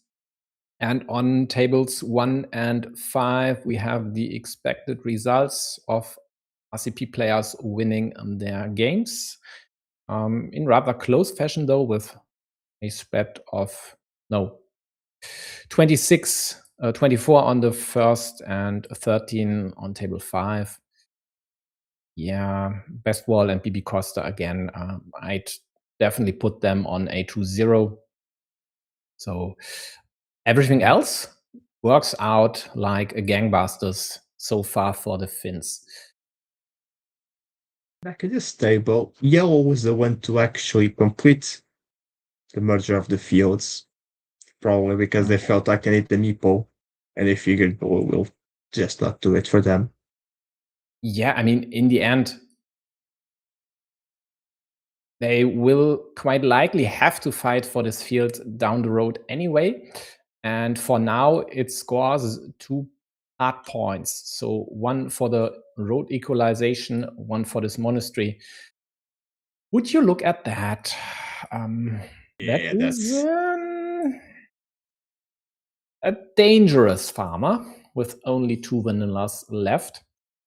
Yeah, but it makes it so Yellow probably won't try to fight for the field now. They need to attempt to. The good news for Yellow is ahead. They could easily win fieldless. It would have been a lot easier if it weren't for this straight, which opens up the field. Yeah, Blue is definitely playing for the field now, which is definitely correct. It sure is.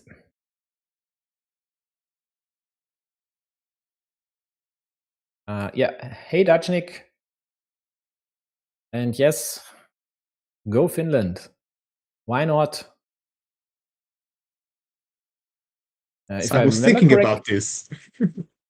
Oh, sorry, I cut you off. Go on. It's totally fine. I was just thinking about this move just for Blue. How? Yeah. Because that can be completed. In fact, that can have some very very juicy road points associated with it. And it's not very easy for yellow to do anything about it. Immediately, that is. Yeah, well, with 5 triple cities still out there is something that is easy to do about it. There was something. Yeah, but that means you don't score points and give blue points. And blue is happy with points, but yellow does get the vanilla. Yep, yellow effectively scores 6 points, so 6 for this, but 3 for the field, minus these 3 here from this farmer. So it's net a 6-point move after all. And yeah, yellow is going for the fields, even placed the crossroads up top where they do belong to curb the loose field over there. Yeah, so it was a nice 2 crossroads sequence, but I think both will still drop the splitters right there. Yeah, they should. There are still 2 daggers and increasing the field. I don't like this. I don't like this. Yeah, yeah, what was the hurt? No, this was not good. I think the point of that city, I think, was that Blue was going to kill it. Yep. Together with the monastery. And now the point of the city is Blue is trying to merge to a ruin that really did not hinder the monastery at all, and the field is not developed. It's not a ruin yet. I mean, there were even options to take it over. I say ruin now in the sense that neither player is going to do something about to complete it. Quite likely, yes. Especially with the horse being gone. So this option of attack is gone. Meanwhile, yellow added the second splitter to their field, which stands at 9 points. After, well, blue got one of these daggers, which they could have used way more profitably on their field if they only had put the splitter there. Yeah, I think the splitter move is going to cost them a bit. A bit? It might cost them the game. A bit too much. That's, I mean, that is an understatement if there ever was one. Okay, that might be hyperbole. Sorry.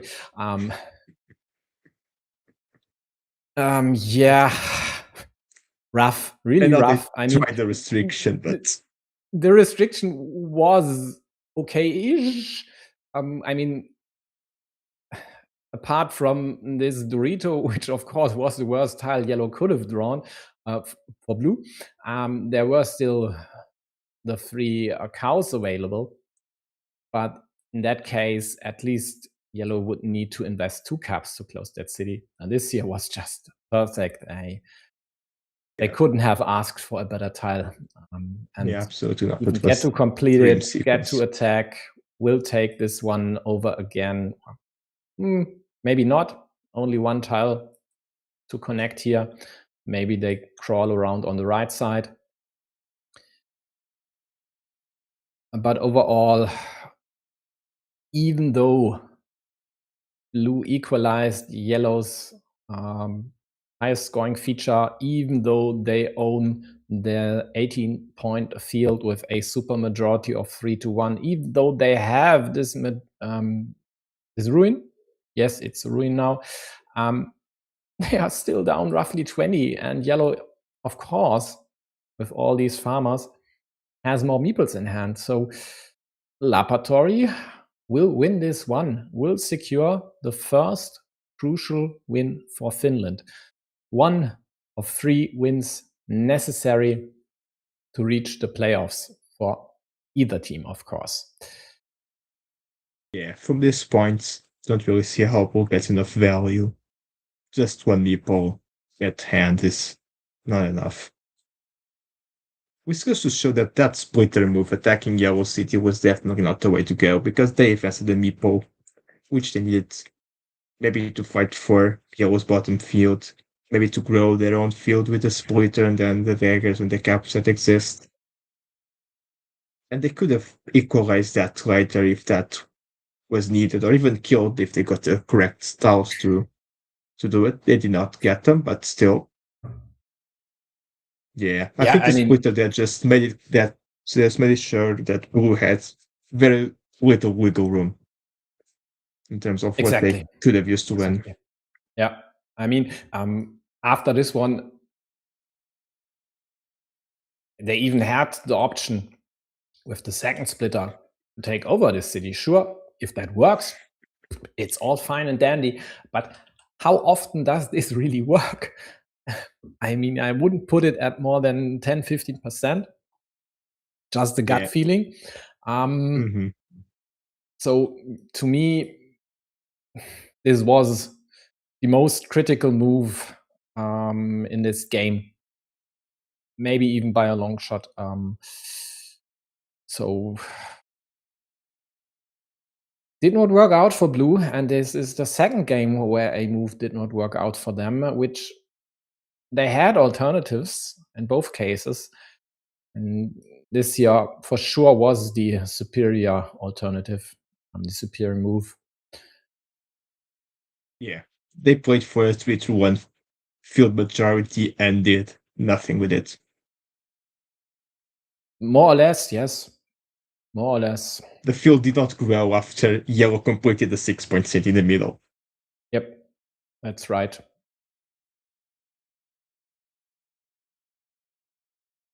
And it's still, I mean, it's only 14 points. 14 points. It feels possible, but I don't think it is possible.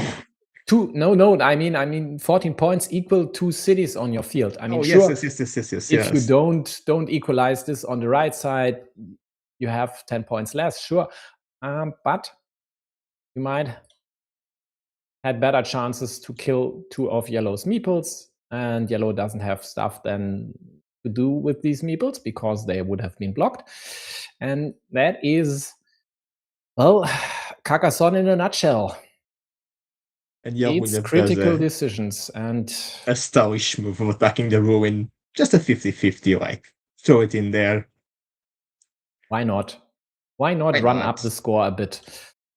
I mean, Blue could have prevented this attacking option. They played the triple city. I feel wrong. Yeah. But well, likely point, the game was basically over. Yeah, the field Doritos were gone by then, I think. Yeah. But whatever, it is the first win for the Finns. And quite convincing one, I feel. Yes, definitely. I think Lapatori has outplayed 71st in these 2 games. He wasn't perfect by any means, but he found the right moves and most of the right moves, I'd say. And well, a deserved winner, that's for sure. And that's not because I'm not critical of him. I am. But in this matchup, I think he was the deserved winner. So, Nalaham, Anand May, or Lapinkoski, someone you know? Take your pick. Looks like Lapinkoski is going to wipe the floor with Vladimir, at least currently. So maybe let's go to Nalaham. Maybe that's a bit more equal. Yeah. Or open, let's say it. Let's quickly check Lapinkoski on the big screen. Yeah, we can do that. Because I want to see why there is that's a big score difference. And that is due to 15 points for fields. No, not 15. Blue is almost on the field, so it's 18 points for Yellow, 3 points for Blue. So that might still swing for Blue. And Yellow has the ruin. Yeah, but there is only one crossroads now for Blue to get the monastery out, which is problematic. Blue still has the city. It's live. So I wouldn't put it past Vladimir to still win this one, actually, even if he's down 28. I mean, the city can come with a field attack as well when they get the triple. nicely spotted. So he absolutely has to close the city, and they are playing a tad faster than Nallerheim, who's leading +20 currently against Anmei. So I'd like to stick around, actually. Let's stick By the around way, this is also still alive. Not that it would ever be completed, but technically it could. This is very bad news for someone you know. Now there's only one cow left. And if that cow happens to get into yellow's hands, I don't see a way for blue to win the fields. He would need, well, to get the monasteries liberated, the monks back, add more cities to the field, and take it over. This is a start, of course. This as well, leaving it empty, sure, with only one meeple in hand. Yeah, yellow claims this. Sure, that's the problem by leaving empty caps, but I think blue has factored this in. Yep. And it will be of the essence for yellow to add another farmer, maybe even here now, as long as there are still all possible combination of edges available. They don't add the farmer.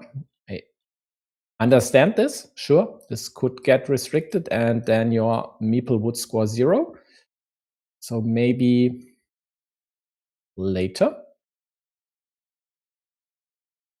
Dorito for blue, now waiting on this cow. Yep, go on.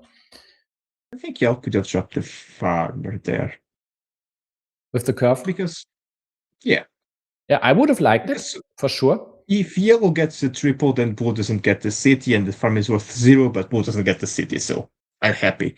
If blue gets the triple, you probably will want to attack the field again, so you should already work for it, and it would have worked by now, because there were so many curves, and even, yeah, there were curves and Doritos with road and crossroads, so a bit stingy with meeples, yellow was, I feel.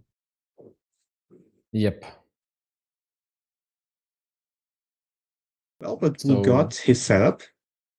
And now we are talking about a 21-point field, and the spread is only 25.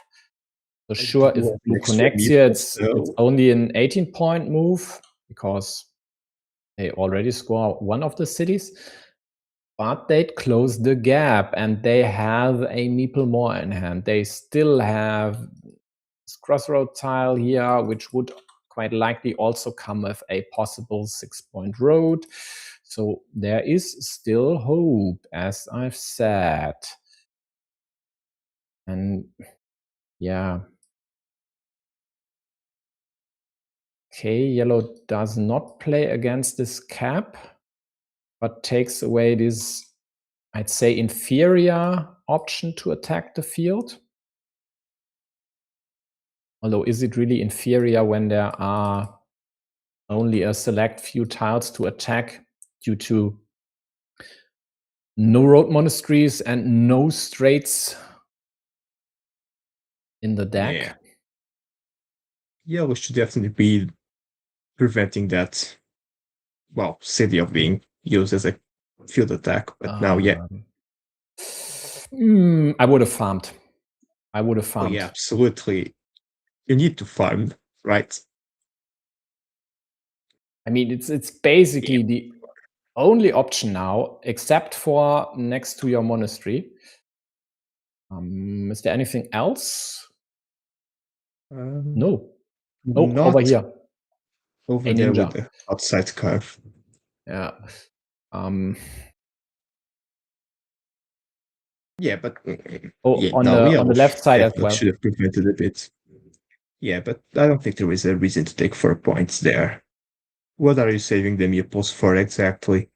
The field. Yeah, and what good? You're saving for the field, so what good do these 4 points do you in the end if you were to lose the field? Bam. Look at this. Here we go. Even connected second farmer yet. They prepare to connect not one farmer, but two at once. Yeah, but yellow will liberate this, restrict this farmer's connection to one tile, and they should meeple the road. They don't. So. Okay, they don't.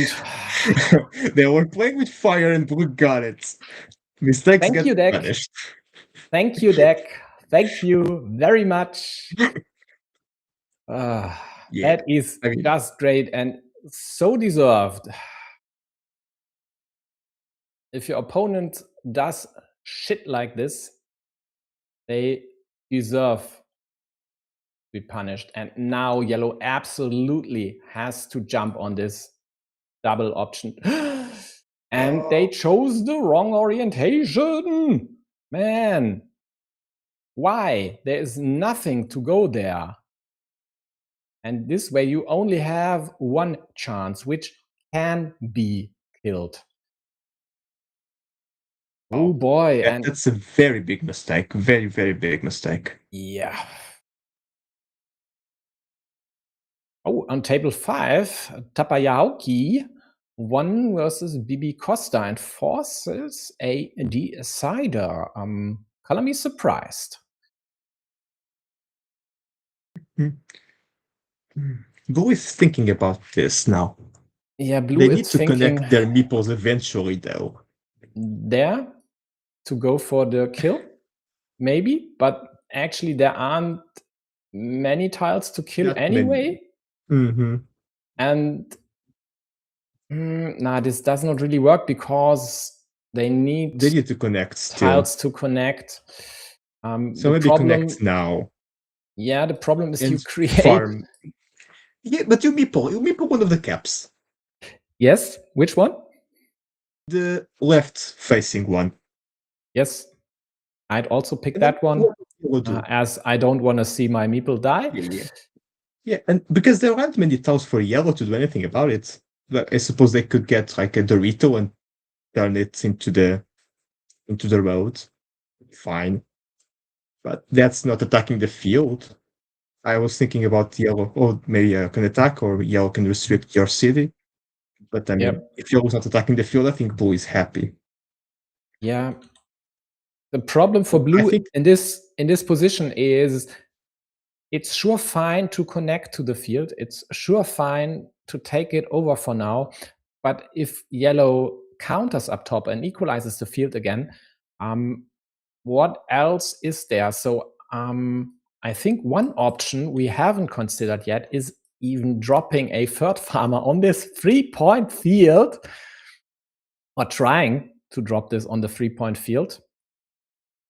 Is that better than just drawing the only tile that yellow has to connect? I don't think it is, because yellow played himself into less than a 50-50 actually, because yellow was not a starting player.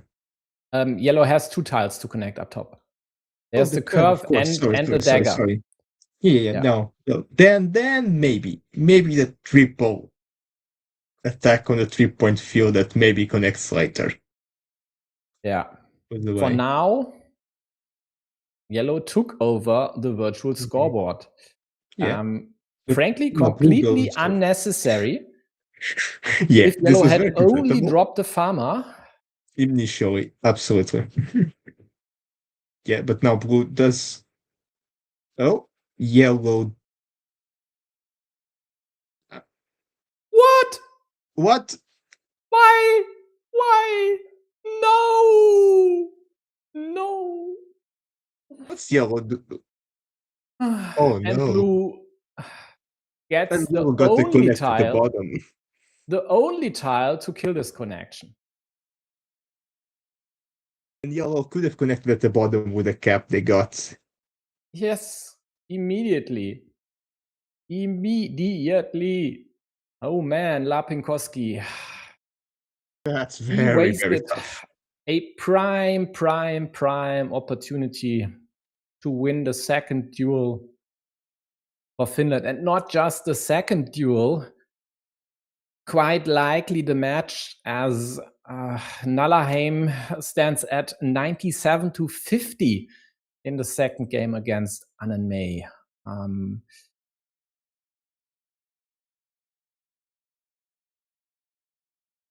That's 2 points against more than 2 points, but I suppose you lost, so okay. Oh man, oh man, oh man, oh man. Oh man. Maybe they are hallucinated because they played so quickly, so confidently, that they did not need to defend to the curve or to the dagger, and they also did not attack the field at the bottom. With the Dorito. They could have done two things.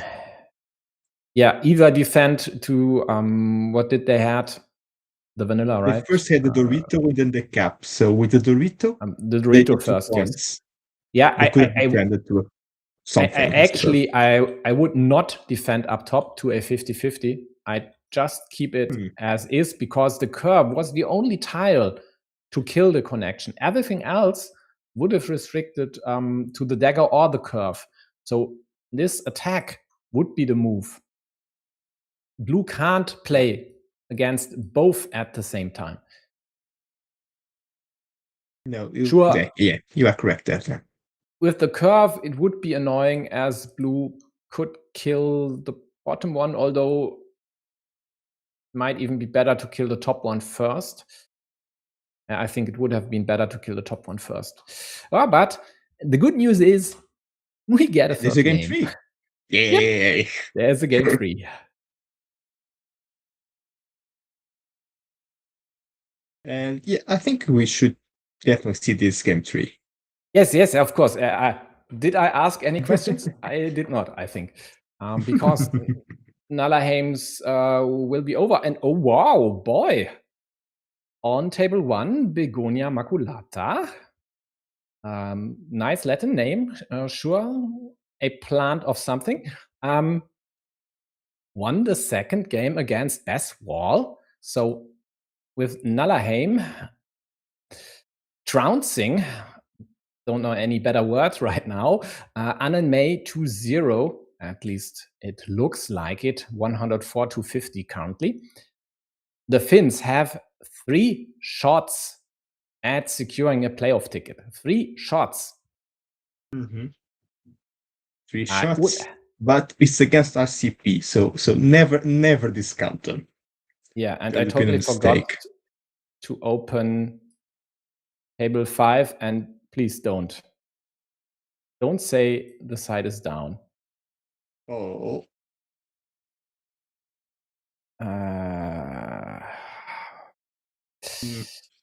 I think it's also done on my end, so does not look great. That's not good. That is not good. Hey, Laboratory, yes, I'm pretty sure that this is nerve-wracking, especially for we can only imagine for you, because you did your share, and quite convincingly so. But now, sitting on the sidelines, that is annoying. I mean, if we can't load a new game, I can live with this as long as the players are able to continue their games, at least. Yeah. And it looks like it, at least from these two here. If push comes to shove, I at least could enlarge one of these windows, but I'd rather go to Lapinkoski, someone you know's third game, if they even are able to start it, that is. Yeah, looks like my script isn't even picking up on running games currently, so it's only loading the results from memory, and not even all of them. Not sure why that is, actually. Oh, try now. I can connect to the BGA now, so maybe. Yep, looks like it works again. Okay, so and it was the third game started. Okay. Only nothing was lost. Small hiccup. That is good news. Yeah. So, yeah, was the starting player. They get a cap. And they'll take a road, right? And they will take a field, obviously. They point the cap The field. upward Oh, to take a bottom field. or top field. I mean, if you go The for a field, earliest possible farmer, of course. which field would you pick? No. The flower goes pointing upwards, so you take the top field. So you have two caps on your field. Oh, yes, sure. Of course. I mean, you could also take this field here. Yes. But you think this is better? Okay. Jason, naturally. Yep. Players experienced this one. Okay, let's see. Okay, Lapinkoski lost about 2 minutes on the clock due to this BJA hiccup. I hope it just works fine, and I hope doesn't need the time in the end. Yeah. Well, Yeah, so as happened in the beginning. Yeah. Quite differently from the move we expected, he claims the city in the middle. Vladimir going for the loop road, of course, hoping to snatch an easy 6-pointer here in the middle, while maybe starting a city somewhere. And Lapinkoski goes for the first city to speak of, also starts a second one on the left side. Definitely not going for this. So for everyone who hasn't watched higher levels of Carcassonne, you have multiple meeples, use them. Keep your options flexible, have good spots to use many tiles. And that then is the principle of multiple cities. So And here we go. It's being very efficient with their tiles. Yep. Which is very nice to see. Also, Yeah, they were putting some pressure on Yellow City, but Yellow fixed that issue. Yeah, especially this twin caps here, which Blue placed there, restricting the road, perfectly knowing there are still loads of tiles to cash in on this setup. And they even got to take the farm first. Yeah, it's fine for Yellow over here, preventing Blue's attack or possible impending attack. Now, that dagger move by Yellow I was not expecting it. It was very efficient in terms of points, I'll grant it, but the field is Blues, right? So why are you so empty? Why not go for the restriction, building this up more or less completely safe, except of course for splitters? This year is it's going to be attacked, most likely than not. Yeah, if you whiff on the first chance to close it and don't even get anything to protect it, I mean, even a Dorito would be definitely be placed there now. It's pretty likely Blue would attack this, and well, and actually, if you miss again, if you miss again, Blue might even try to take it over. The problem for Blue, though, is if they attack it now, which I think they still should, Yellow, of course, could counter from the other side.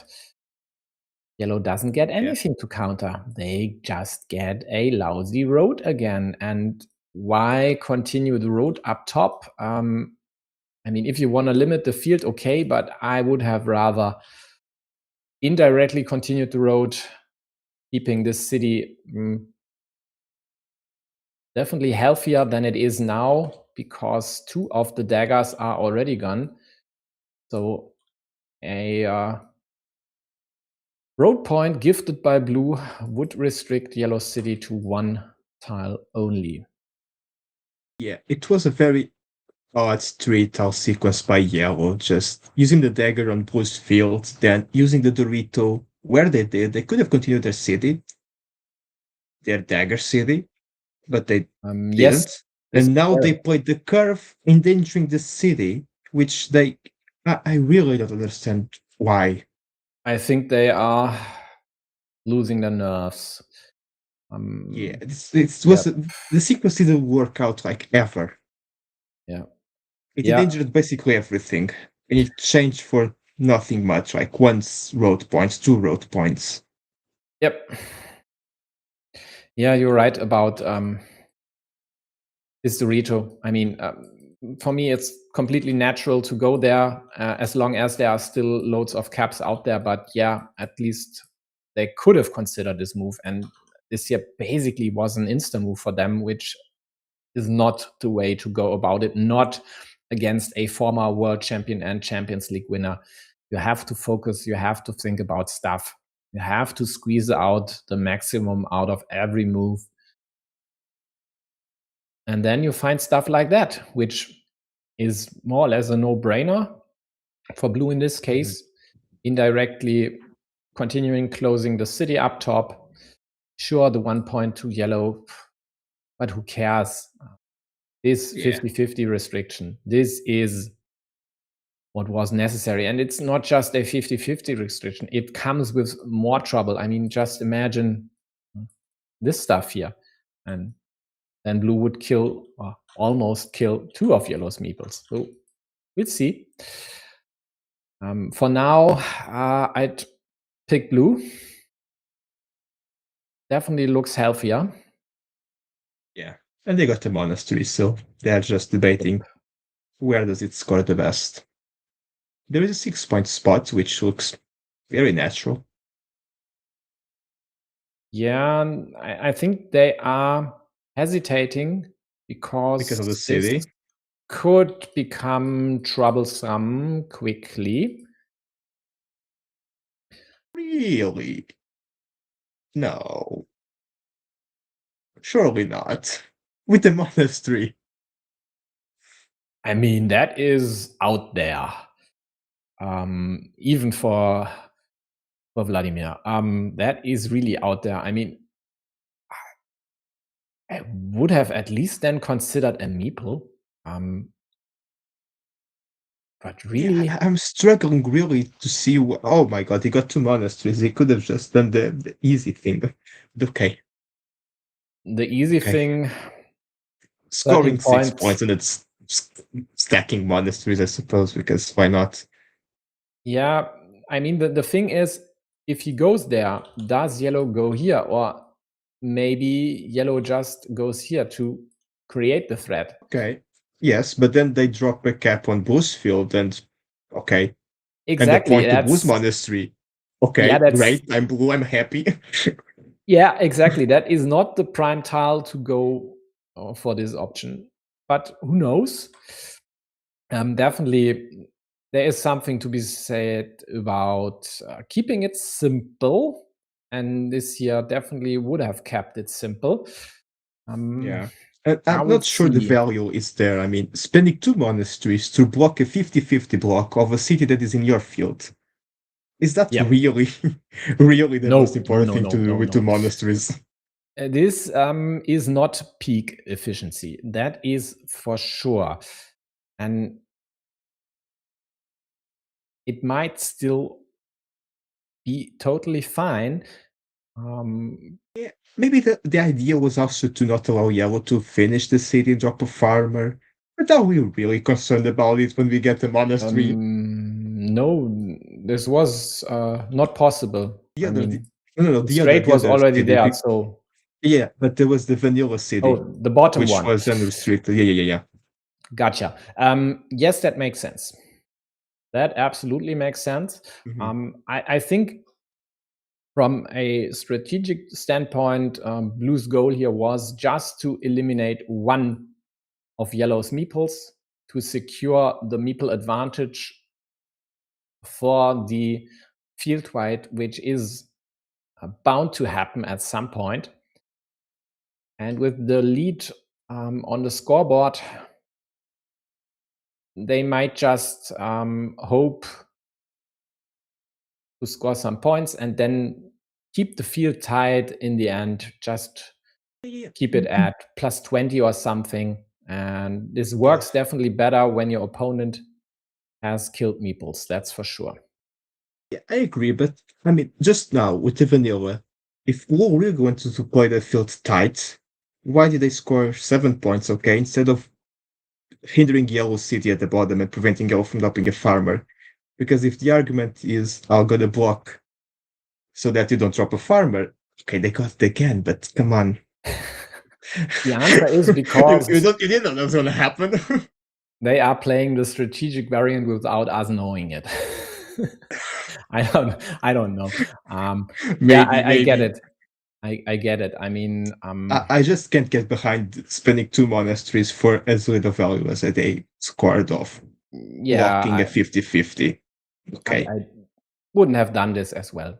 That's for sure. I mean, especially when you have this road here leading into your city, which you could snatch if you get the dagger later.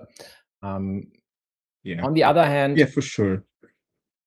Not placing the monasteries here, going for stuff like that, it tries to contain stuff. It tries to keep the volatility, the variance low. Yeah. And when you are up and you are the better player, the more experienced player, I think that is in general what you should go for. I can agree, but suppose that Yellow got the monasteries. Is it really keeping the variability low when you still give Yellow the spots to go with the monasteries? Because, I mean, if you score 6, 7, 8 points with a monastery, that keeps volatility low in the sense that Yellow needs more stuff to win. So I think there is some argument to be made that you can keep volatility low by simply scoring a lot. Because if you're winning by 50 points, then you're basically immune to volatility. What volatility can outperform 50 points? Only in a select few games, that's right. Only in a select few. So yeah. I think this was a move to analyze. I think there was debate in this move. I don't think that there is any debate. I don't think this move. Yeah, maybe not. Yeah, it's the best one that was possible at this point. I don't see a world where this actually would be true. Well, yeah, I think there have to be better moves available. So if you out there in the chat would agree or disagree with us, or if you would have played this move, chime in. Feel free. We are here all day. Please chime in. I want to know. Because Blue is continuing their idea of using monasteries to hinder Yellow. It's the fourth monastery. They're going to continue to dump them just to show, yes, I've got the monasteries. I don't need them. Just block stuff with them. Yeah, because by now, liberating the monastery over here. They don't want to do it, of course not. Why would they? They're planning not to do it. Yeah, but there are still 2 caps left.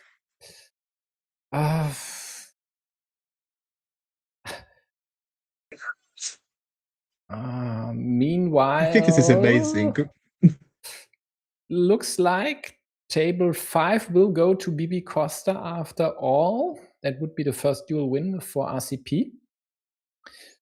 Another monastery for Vladimir. How can Blue use this to hinder Yellow? I mean, I hope he gets the 6th one and does not use it as well. I hope he blocks the city of Yellow at the bottom. He'll just put it below his second monastery and gets the last one to block. That'll be perfect. Yes, that would be great. Peak monastery usage right here by the world champion and CCL winner as well. Monasteries 101, use them to block. Oh no! People in the monastery, I've never seen this before. I don't know what this is. Yes. Oh well. So they could have blocked them. He could have blocked the city with monasteries. It would have been so funny. Oh yes, that would have been one for the curiosities. That was 4 monasteries in a row. Lapinkoski I'm not sure if he complains about Vladimir getting all the monasteries, but yeah, at least he's critical of himself. Oh boy. Vladimir got 4 monasteries in a row. In a row? Yes, yeah, you might yeah. be right. Yes, they were. Yes, they were. There were 4 in a row. You could, if they had placed them in the monastery squares, he could have just filled it out. Completed 3 of the monasteries. Scored 35 points. 35. Yes. Yes. 3 monasteries, exactly. Yeah. 35 basically. points. Wow. I mean, when I said you can win by having 50 plus points, Vladimir could have been winning by having 50 plus points. What is yellow doing? A 6-point field? There's no option to grow it? Come on. Really? And why don't you indirectly at least protect your city? What is going on? Why do you? Yeah. Maybe because I thought they would attack it, right, with the straits, but they didn't even attack the field, so. Yeah, maybe they thought about attacking the field and then saw the second farmer by blue. I don't know. Yeah. But why? Yeah, not sure why the 6 points. Yeah, this is better than taking it up top because it's harder to kill. Yes, and this is how you use a strait. Prevent the restriction which would have happened. Now yeah, what does the defend, which block. Is which is correct. Yep. I mean, it's still close. It's still they're not that far behind. I mean, if they get to grow their field, the one which can grow, not the other one, the 6-point field on the right. This one not, but this one here for that sure. One, yes. And of course, that Vladimir can also grow his field. So sure. What does yellow need? A lot of caps, I imagine. Yep. Yeah, BB Costa won on table 5, and table 1 is in a very close endgame. So 2 hot irons in the fire for Finland, and the same for RCP. Finland only needs to win one of these 2 games to get to the playoffs. RCP needs to absolutely win both. Vladimir tries to dump another cap on his field, and that basically was the only way. I mean, he could have gone over here, but then the likely outcome might be a crossroads, and then this is not on your field. But at least he gets the second starting tile, so yellow city now is dead. That is very unfortunate. But yellow wisely at least took away vanillas. This city, though, is not dead yet. It could still be completed. It's just way more unlikely now. Yellow dumps a cap on their field, hoping for the vanilla, but blue gets the first one, takes 1 point. 4 minus 3. Yep. But now yellow does have green squares to dump the vertical splitters, for instance, which would have been quite nicely for them. I can't. I didn't follow. The field grew. Yeah. Oh, yes. Because before they couldn't. Yeah. Yeah. And actually, still needs to dump stuff on their field. Still, I don't. The question is how and they where have. exactly. Yeah, the good news is blue might connect with the curve, taking 3 points.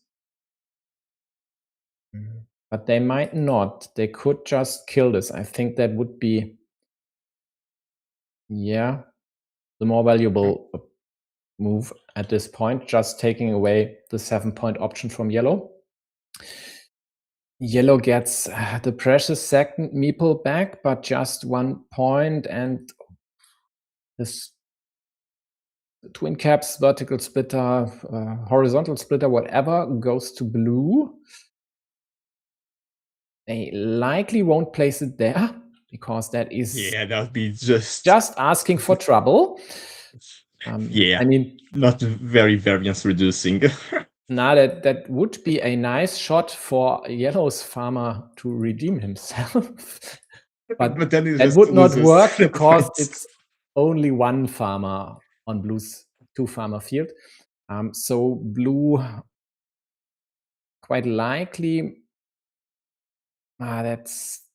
will dump it there, right? To have the vanilla. Yeah. Is there anything else?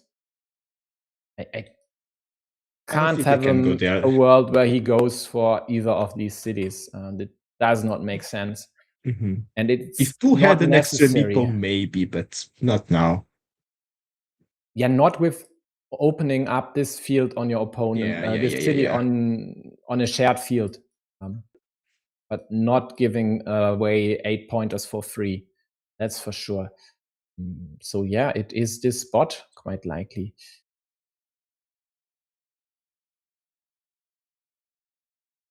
And the close endgame on table 1 turned into a not so close one, likely a field switched hands, a best wall 1 against Begonia maculata. There is the expected move. There is no curve left, so there is no sense at all in closing this one. Taking 3 points it is. Blue will take either the top ruin or this one. And with this, the game. Yellow does get the cap which they needed to get, so he didn't go to Blue's field, but yeah, it does not matter anymore. And the problem with this one is, I think there wasn't much yellow could have done way differently. They lost this duel in the second game.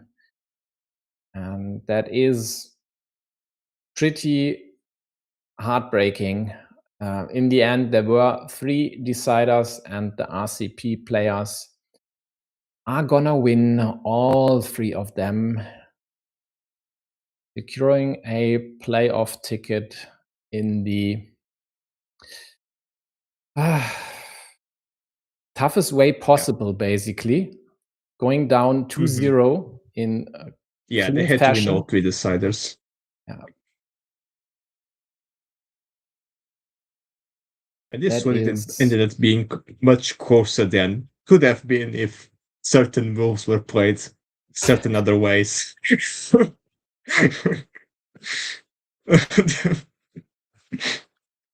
Yeah. Do not say too much. These moves accomplished something, and in the end, blue won. Sure, they could have gone out a lot of points with monasteries in other ways, but in the end, it is still about winning the game, about scoring how many points you wanna more than your opponent, and 1, or in this case, a tie even, would have been enough. But because of that, yellow had chances. After blue got the vanilla on yellow's field, if yellow had, for instance, drawn the vertical splitters, then yellow would have been in a very good position. It was just one tile, one turn could have changed the game completely. Yep. in the end, it was not to be for Lapinkoski.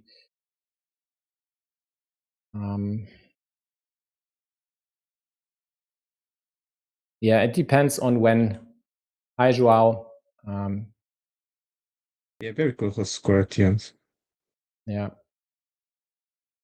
Okay, so we have actually not checked how Belarus Mexico ended. Let's find out. So Mexico in the end won 4-1 with 5 to 9 games, and this one here is a 2-3. Actually, with the best result you can achieve if you lose, that is the closest dual score and the best games tiebreaker.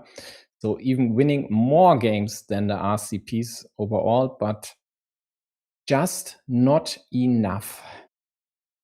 Just not in the right duels. Yeah, not in the right duels, exactly. That is actually a shame. And again, if I were in Lapinkoski's shoes, oh man, I don't know if I'd ever forget the second game. But who knows? I guess we'll see them next year. Maybe, no, this year isn't an ETCOC year, but maybe things change. Who knows?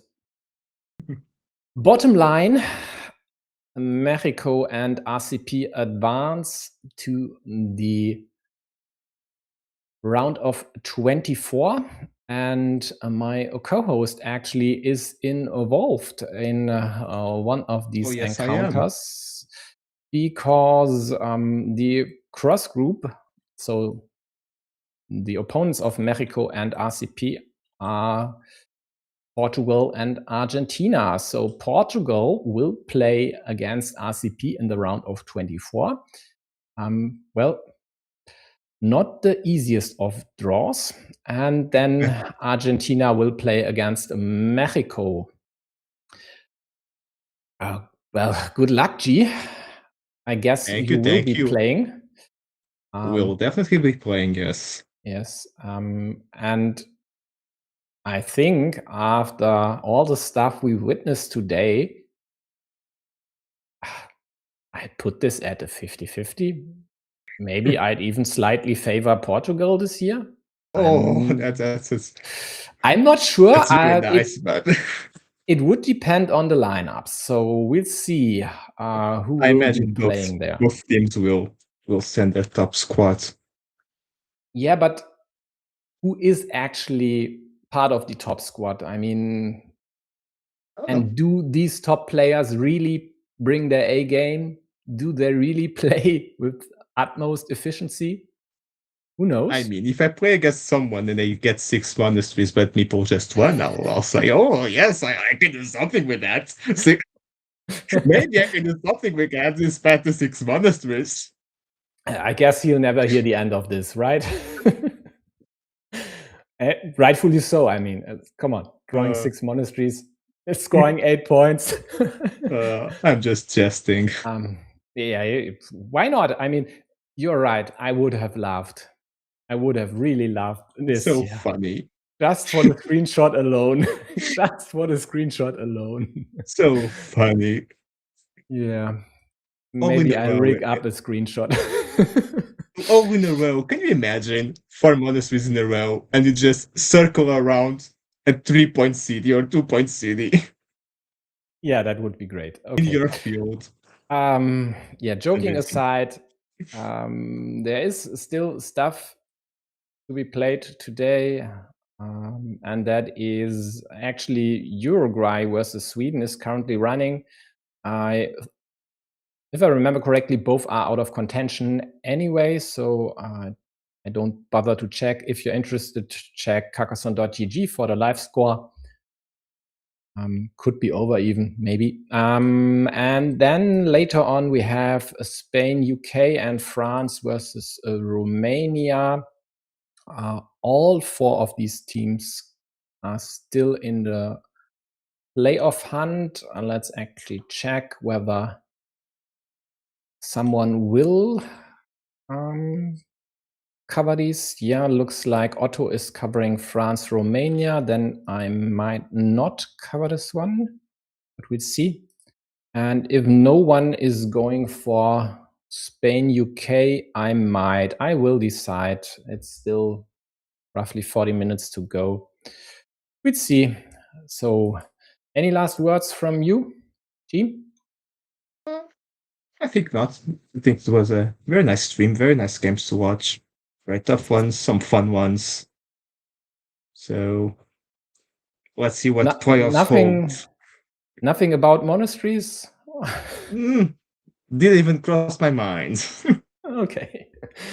Okay, then folks, we see you out there. Thanks for tuning in today. Bye.